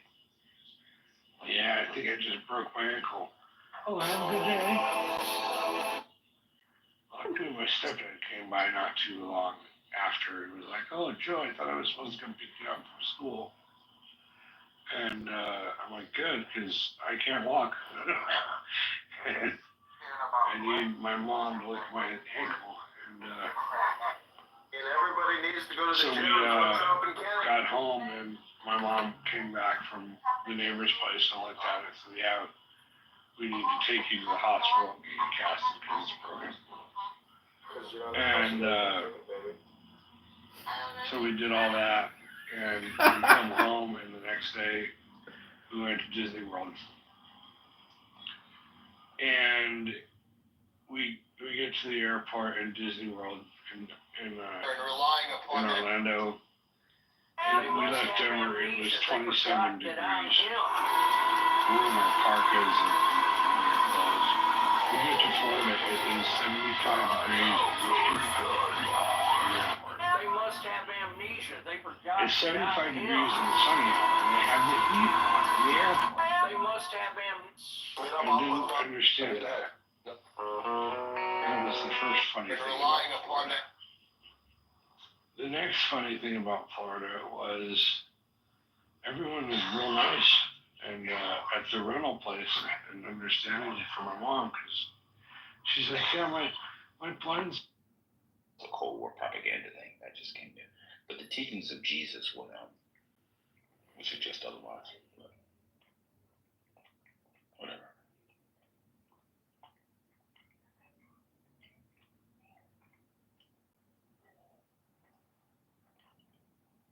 Biden constantly crossing himself and all that. That shit was stupid. He's the one when that preacher was being goofy was the only one who looked like he was actually praying.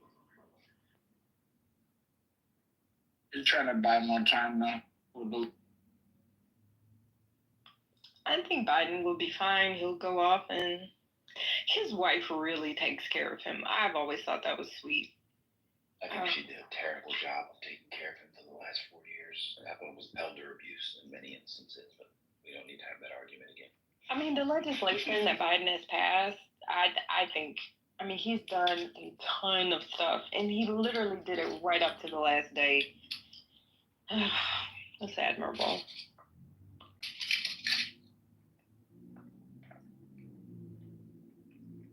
What's wrong with Jill Biden? I think she's stupid. I think she was, in my lifetime, the most ineffective, uninspiring first lady. I can't think of a first lady who was more of a waste of space than Joe Biden. That's just my personal opinion. Dr. Jill Biden is still taught while she was in the White House? Oh my God. She did what while she was in the White House? Didn't she still teach? Teach what? Teach how to put out your dementia husband and act like everything was fine, and break up massive alliances in our American political life, and act like it wasn't abuse when you know the man couldn't even barely speak. He was so bad that behind closed doors, they had to turn up the music so people couldn't hear him having conniption fits. What was she teaching? What was her initiative? So what was Joe Biden's initiative? I think Biden sounded just old when he gave who was he in South Carolina? I mean, he's just older. What was Joe Biden's initiative? Does she have an initiative? Exactly. Do we pay attention to the First Lady's initiative? What was Michelle? Oh, Michelle's was the school food, right? I can't remember anybody else's. Was Barbara Bush's literacy? Remember that. Y'all don't remember Be Best? That no one. What the fuck was that? Well, Barbara was also in Houston, so they the Bushes in the library they do a lot of stuff. Remember Nancy Reagan? You had graduated high school by the time Reagan was inaugurated. You don't remember? Nancy Reagan. The drug. Say no to drug. So yes, we do know the First Lady's initiatives. Not that they matter necessarily. Melania Trump had Be Best, which was anti-bullying, which was a counter troll to her husband. So she gave fodder to us. At the very least, in an ironic way, she was useful. Jill Biden was a complete waste of space. She was supposed to be some great educator. How come she never went out and talked about community colleges and all that kind of stuff? Instead, she was too busy stabbing her vice president in the back.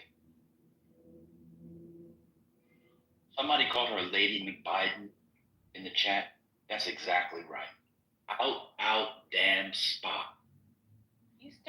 She is just as bad as Lady Macbeth. Except the difference between her and Lady Macbeth is Lady Macbeth was sexy. I'm done speaking. Yeah, they stole that from Alexandra Pelosi. But Jill Biden, a horrible woman, horrible, evil, selfish lady. But couldn't it be because she had a full-time job that we didn't see her out as much? What was her full-time job? She was still a professor at a university in At a community college. She taught at a community college. She did. She worked. college. She still taught, God. No, she didn't. Yeah, but if you're first lady, maybe you don't do No, that she didn't. job. She did not have a full-time job. She did. No, she said she continued working, God. She worked. They She had actually went to the school and they were talking to students. It was on the news. Go. That's not a full-time job talking to students. Oh, God, she worked at a community college. She had a regular job. Teaching. Why are you yelling in now? What is wrong with you? Oh, I didn't realize I'm yelling because I'm driving. But she taught during the presidency. She taught during the vice presidency. She taught at that community college in Virginia. Some community You college. did not have a full-time. Just because you teach doesn't mean you have a full-time job. The woman taught a class or two. She did not drop. First of all, if you're a full-time professor at a community college, you have like a 4.4 minimum. Y'all know what a 4.4 is? That means 4 classes per semester. That means 4 classes per semester. She was not a full-time teacher, a professor at a community college. That's the first thing. Just because you teach a couple classes doesn't mean that's your job. Oh, wait a minute. Grading homework or something? Did your black ass try to say that when Reagan was in office, I had graduated high school? Yeah, she knows that. I guess you're older than I thought because the Alzheimer's just. You know what? caught up to it. Go Your ass. Go get them. You gotta be quicker. I was like, wait a minute. I hadn't graduated high school. Yeah. Okay. Let me ask you a question. Can y'all find a syllabus or a reading list from one of Joe Biden's courses? Because if she was the first lady teaching full time, that'd be online. You know what I mean? How was she teaching full time at a community college when she was always with the president or now ex-president? Is there a video? She was taking papers with her. Y'all believe everything these people tell y'all. That's insane. I see why we lose. I don't know what no full-time community college professor. The thing is, nobody would have been mad if she just quit her teaching job and did the first lady thing. You didn't have to stump that you're like, I can handle multiple jobs. Like, do the first lady. What was the lady's initiative? What was her initiative? Build Back Better in it had free community college for American citizens. Did she go out on the stump the way Michelle Obama did for the food, the way they did for literacy, the way Nancy Reagan Her showed up syllabus on is different online. shows? Huh? I just looked it up. She has a syllabus online. Oh, what is it? According to she taught, hold on, let me go back. English 111, composition, wait. English 111, college composition 1, and preparing for college English, ENF 3. Yeah, not when he was president. He taught it when he was out of office. No. The last time she did it was spring 2021. No, they just reported that she just resigned in December from the community college. All right, y'all.